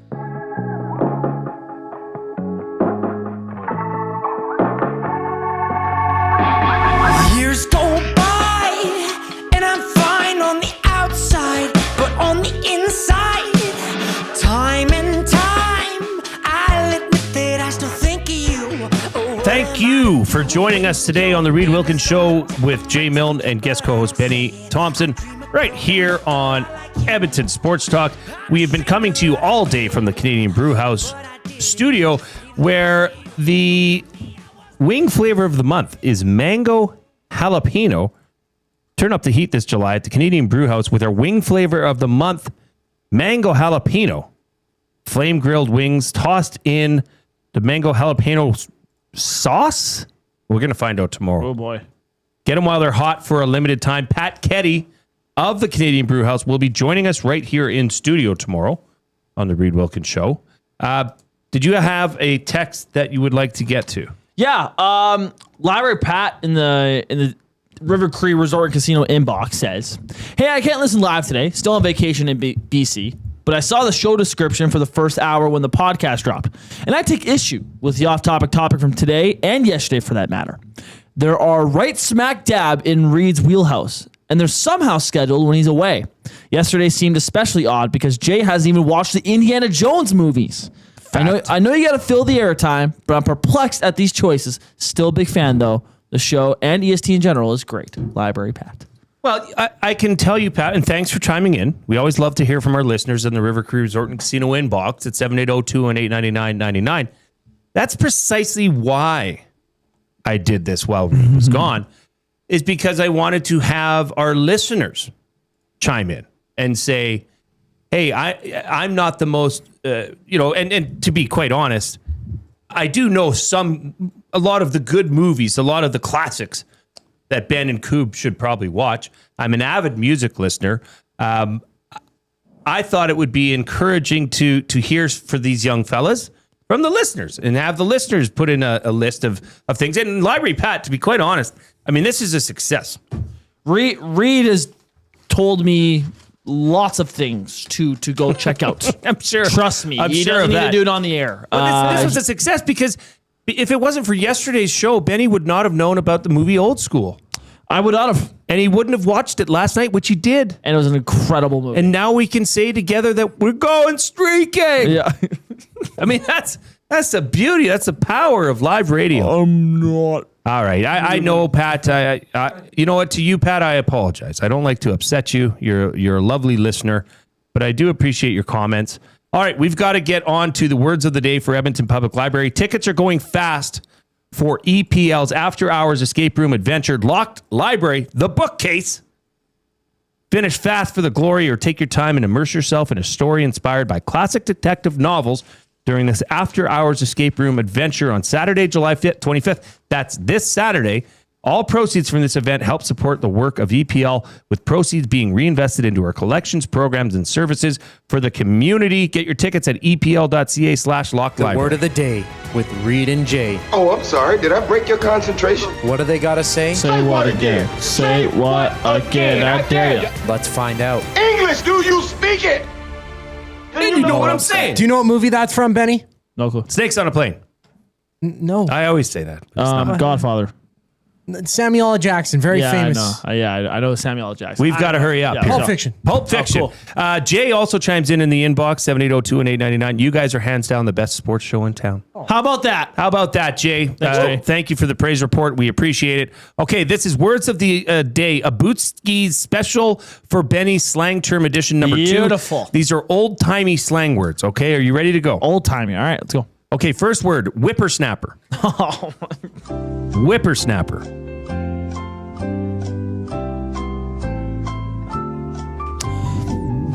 WHI. Mm-hmm. PP. He said PP. ER. Mm-hmm. SN. Mm-hmm. APPER. Dun, da, da, da. 1 for 1, young Benny. What is a whippersnapper? I'm trying to remember what my grandpa uses it in. I can't remember. I'm in a sentence. You Gen Z whippersnappers don't know as much as you think. You Gen Z whippersnappers don't know as much as you think. I'm just gonna say like a young kid, a young fella. I'll give you a half point. Okay. I'll give you a half of a half. So 1.25. Okay, cool. A young and inexperienced person considered to be presumptuous and overconfident. Oh, so a cocky young guy. Cocky young guy. 1.25 out of 2. Not bad. Second word of the day, jeepers. Oh. Ooh. Jeepers. Jeepers. This is a shout out left field. G. Start again. Okay. Go on. EE. P. ERZ. Oh. No. S. Jeepers Creepers. You've never seen that movie? It sounds like Z though. JEE. I get where you're coming from. JEEPERS. Jeepers. It's like a shock. It's like you're like surprised by something. It's like jeepers, like something like that. You know? I'll give you that. A polite or mild exclamation used instead of swearing when startled or amazed. Yeah. There you go. All right, Ben Coop, this has been fantastic. But have no fear. The Reid Wilkins Show with Jay Milne will be here tomorrow from 3 to 6, as well as all your EST programming starting tomorrow with the Nielsen Show with Lieutenant Eric from 6 to 9. Also streaming on 95.7 Cruise FM. This has been fantastic. Thank you, Nasties. We love you. Thank you for listening to Edmonton Sports Talk, your clear choice for Edmonton sports. On behalf of myself, Ben Thomson, and Zachary Kubish, take care. We'll see you tomorrow.